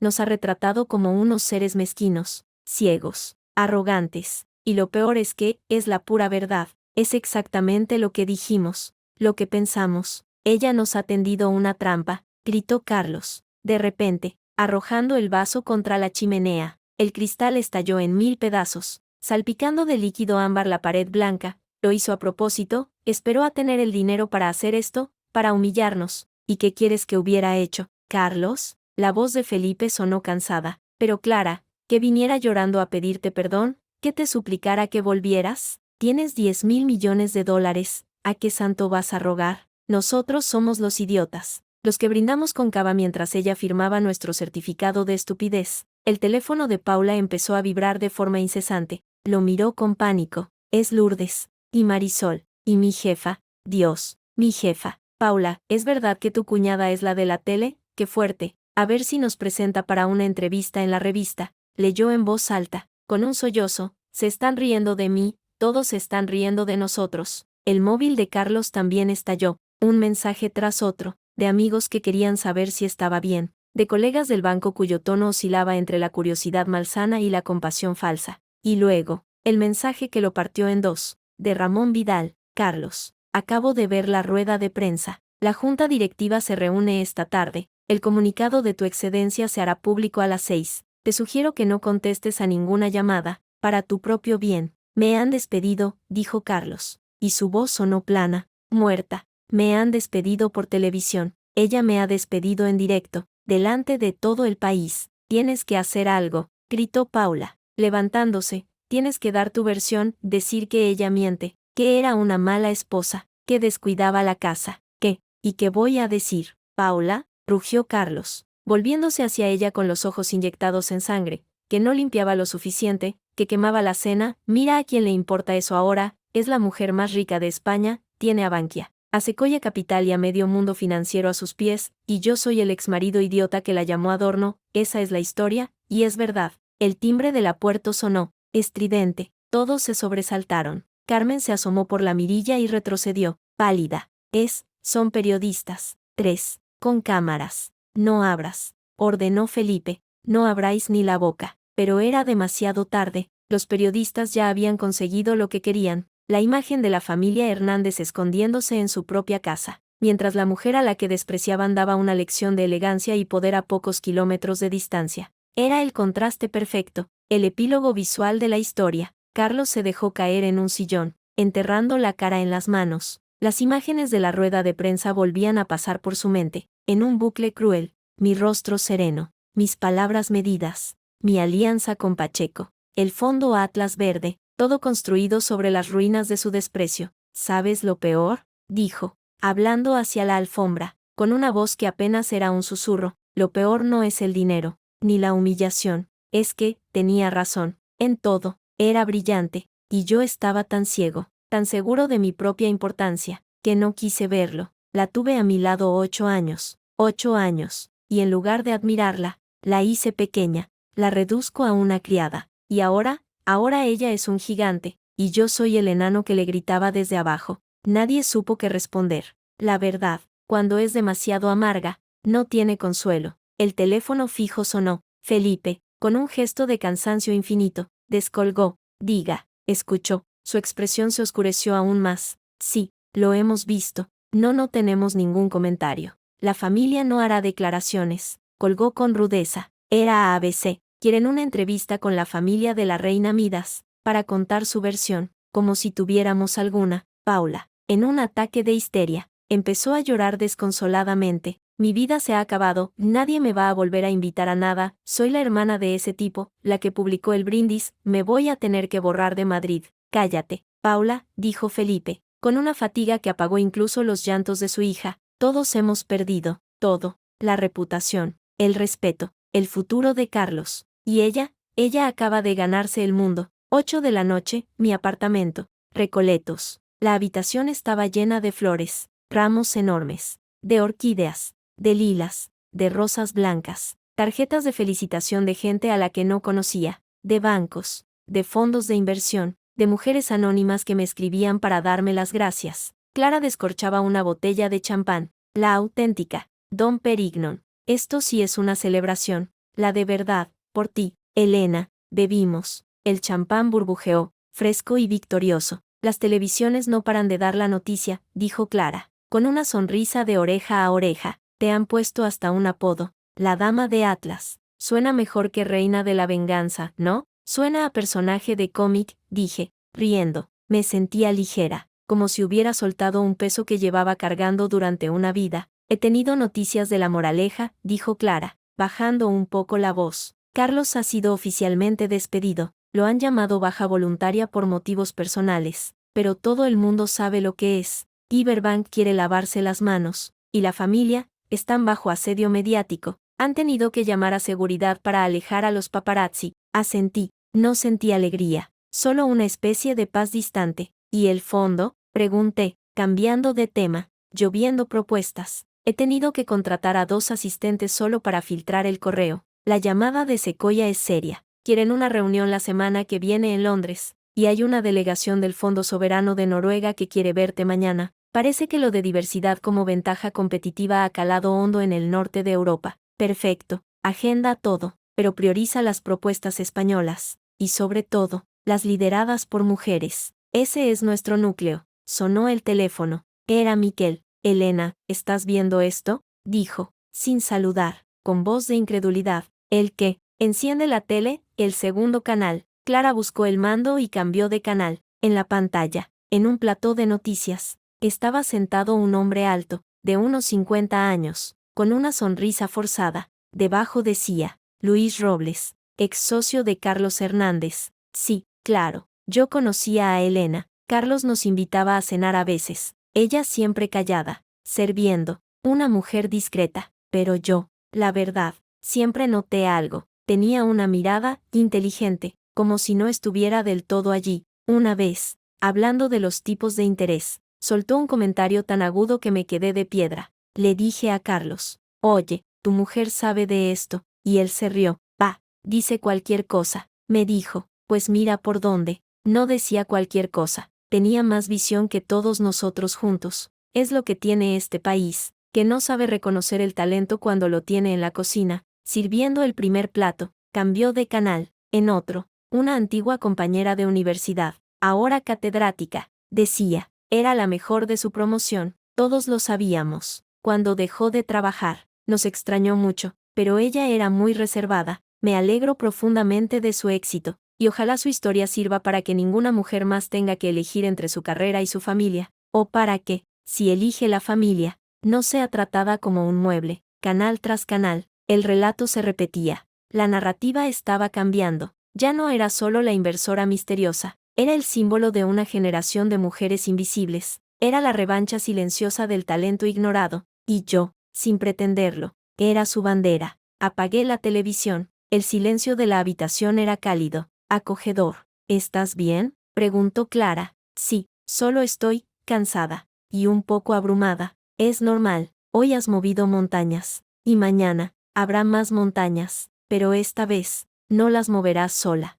Sonreí, era verdad, tenía un equipo, tenía un propósito, tenía mi nombre, y por primera vez en 8 años, mi nombre no era la mujer de Carlos, era Elena Rodríguez, y el mundo, por fin, estaba escuchando cómo sonaba. 6 meses después, portada de Forbes España. Mi rostro, sereno y con una leve sonrisa, llenaba la portada. El titular, en letras blancas y negras, rezaba, Elena Rodríguez, de Adorno, a arquitecta del futuro energético de España. Debajo, en un subtítulo más pequeño, con atlas verde, la inversora que ganó 10.000 millones convierte su historia personal en un modelo de capitalismo con rostro de mujer. Dejé la revista sobre la mesa de diseño de mi nuevo despacho, en la 7ª planta de un edificio moderno en el Paseo de la Castellana. Las vistas abarcaban el perfil de Madrid, desde las 4 torres hasta la sierra. Mi lugar, no heredado, no compartido, ganado. Te queda grande, dijo Clara, entrando sin llamar, con 2 tazas de café en las manos. Llevaba una chaqueta de cuero y una sonrisa de satisfacción permanente desde que había aceptado ser la directora legal de Atlas Verde. La portada o el despacho, las 2 cosas. Y ambas te sientan de maravilla. Dejó una taza frente a mí y se sentó en la butaca de diseño italiano. Llegas tarde, el helicóptero sale en 1 hora. No puedes hacer esperar a la ministra. No es la ministra, es la vicepresidenta tercera. Y no me hará esperar. Atlas Verde está aportando más a la transición energética de este país que su ministerio. Clara levantó una ceja, divertida. Eso no lo digas en alto, por mucho que sea verdad. Hoy necesitas el discurso de colaboración público-privada y de liderazgo femenino. Guarda el sarcasmo para mí. Tenía razón. Hoy era el día de la inauguración oficial del Parque Solar Atlas y, en Badajoz, 200 hectáreas de paneles de perovskita de Solec, con una capacidad para abastecer a 40.000 hogares. El primer proyecto insignia del fondo, y mi bautizo público como algo más que una historia de superación personal, como una fuerza industrial.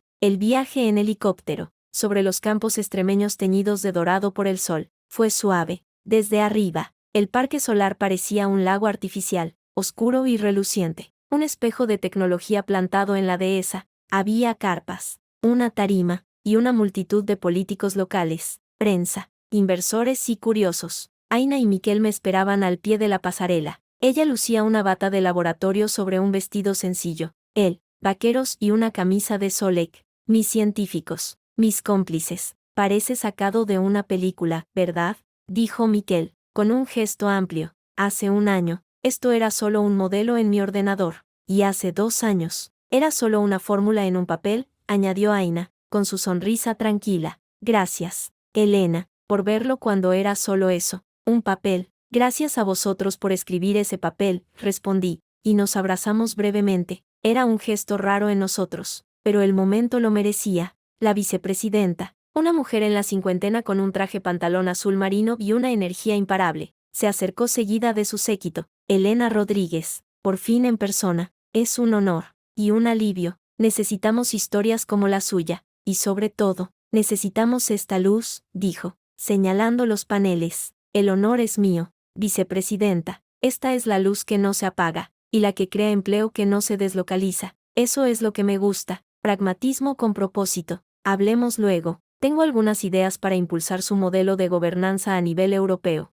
El acto fue previsible. Discursos, cortes de cinta, fotografías. Yo hablé de números concretos. Los 300 puestos de trabajo creados, el 40% ocupados por mujeres. El acuerdo con la Universidad de Extremadura para un programa de formación. Hablé de tecnología, de independencia energética, de futuro. No mencioné a Carlos, ni una sola vez. Su nombre había desaparecido de mi narrativa pública. Era el pasado, y yo estaba enterrada en el futuro. Durante el cóctel, entre canapés y vasos de vino, Miquel se me acercó. Hay alguien preguntando por ti, al fondo, cerca de la valla. No parece periodista, ni inversor. Seguí su mirada disimuladamente, y allí, se me ocultó tras un grupo de técnicos. Lo vi, Carlos. No lo habría reconocido de no ser por la conmoción visceral que me recorrió la espalda. Había adelgazado de forma alarmante. Su traje, antes siempre impecable, le quedaba holgado y ligeramente arrugado. Su pelo, antes cuidadosamente peinado,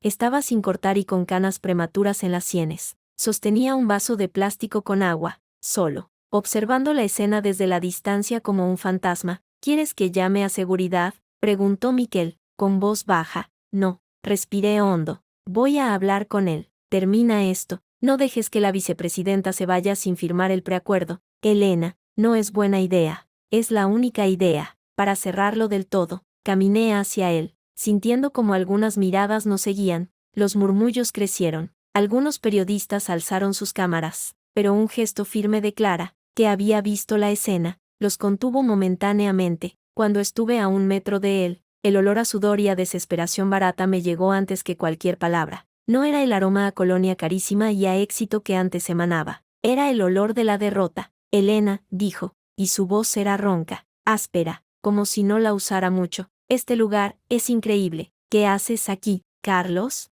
No estás invitado. Lo sé. He alquilado un coche. He conducido desde Madrid. Tenía que verte, felicitarte. Esto es enorme. Su mirada vagaba por los paneles, por la gente, por mi traje de chaqueta blanco, que resaltaba contra el azul del cielo. En sus ojos había una mezcla de asombro y de un dolor tan profundo que casi, me dio lástima. Casi, gracias. Pero si has venido a felicitarme, ya lo has hecho. Puedes irte. Espera. Alargó la mano como para tocarme, pero retrocedí un paso. Dejó la mano caer. Inútil. Por favor. Necesito hablar contigo. 5 minutos. En algún sitio privado. Miré a mi alrededor. Clara me hacía señas de que no lo hiciera. Aina fruncía el ceño, preocupada. Negué con la cabeza, dirigiéndome a ellos. Luego miré a Carlos. No hay nada privado entre nosotros, Carlos. Lo que tengas que decirme, dímelo aquí, o mejor, no me lo digas. No me interesa. Por los 8 años que estuvimos juntos, su voz se quebró, y un par de cabezas se volvieron hacia nosotros. Por favor, Elena, solo 5 minutos, te lo suplico. La palabra suplico en su boca era tan extraña, tan ajena a todo lo que él había sido, que me detuve, no por compasión, por curiosidad, por ver hasta qué punto había caído el rey. 5 minutos. Allí, detrás del camión de logística, ni un segundo más, nos alejamos de la multitud. El ruido de los generadores y del viento en los cables nos aisló un poco. Él se apoyó contra la rueda del camión, como si no pudiera sostenerse en pie. He perdido todo. Elena, el banco me echó, por supuesto. He mandado currículums a todas partes, pero en cuanto ven mi nombre, o cuelgan, o me dicen que no encajo en su cultura corporativa. He tenido que vender el ático, mis padres me han tenido que ayudar, pero también están hundidos. Paula se ha divorciado. Su marido dijo que no podía aguantar la vergüenza. Mis amigos, no tengo amigos, solo tengo deudas. Y tu cara, en todas partes, tu nombre. Escuché, con los brazos cruzados. No dije nada, solo quiero que sepas que lo siento, de verdad, de todo corazón. Fui un ciego, un idiota, un soberbio, te desprecié, y eras lo mejor que me había pasado en la vida, lo sé ahora. Demasiado tarde, las lágrimas le resbalaban por las mejillas, surcando un rostro demacrado y sin afeitar. No era una escena, era real, su dolor era real, y aún así, mi interior permaneció frío, quieto, como un lago en invierno. ¿Y qué esperas que haga, Carlos? ¿Que te dé un abrazo? ¿Que te perdone? ¿Que te ofrezca un puesto en Atlas Verde para redimirte? No, no, por Dios, levantó las manos, asustado. Solo quiero tu perdón, para poder seguir adelante, para poder dormir por las noches, porque cada noche sueño con aquella cena, con tu cara cuando firmaste, y con lo que pudo ser y no fue, por mi culpa. Ahí estaba, el meollo. No quería mi dinero, quería mi absolución, quería que yo cargara con el peso de su remordimiento y lo hiciera desaparecer, como antes cargaba con el peso de su ropa sucia y sus cenas. No te voy a perdonar, Carlos. Él palideció aún más, como si le hubiera golpeado. ¿Qué? No te voy a perdonar, no porque te odie, sino porque el perdón es algo que se da, y yo no tengo nada que darte. Lo nuestro se acabó, está muerto y enterrado bajo toneladas de silencio y desprecio. Tu arrepentimiento no resucita nada, solo alivia tu conciencia, y tu conciencia es tu problema, no mío. ¿Tan fría puedes ser?, susurró, con los ojos desorbitados.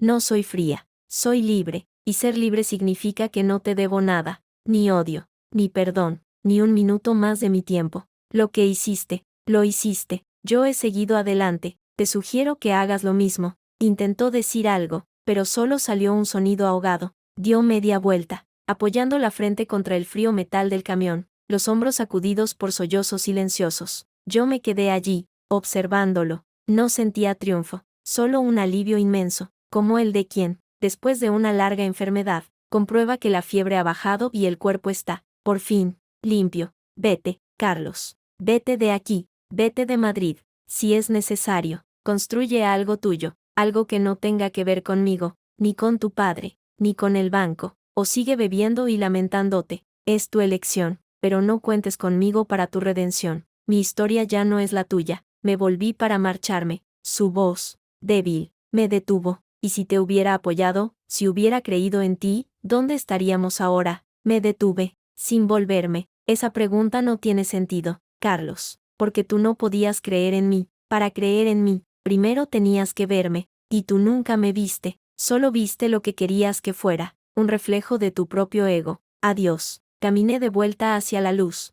hacia el sonido de las conversaciones y las risas, dejándolo en la penumbra tras el camión. Clara se me acercó inmediatamente. ¿Todo bien? ¿Qué quería? Absolución. No se la he dado. Bien. La lobita dice que si se acerca a menos de 500 metros de ti o intenta contactarte de nuevo, podemos pedir una orden de alejamiento. Tiene precedentes de acoso. No hará falta. No volverá. Y supe que era verdad. Había visto en sus ojos el momento exacto en que la última esperanza se apagaba. El momento en que entendió que la mujer a la que había despreciado no solo era más rica o más poderosa, era, simplemente, inalcanzable. Un continente nuevo, del que él había sido desterrado para siempre. La vicepresidenta se despidió con un doble beso y la promesa de una reunión en la Moncloa. Los inversores me daban la mano con un respeto nuevo, no solo al dinero, sino a la visión. Los periodistas anotaban cada palabra. Yo era, ahora, Elena Rodríguez, sin apellidos añadidos, sin historias de maridos que redimir, solo yo. 2 meses después, cena en el apartamento de Elena,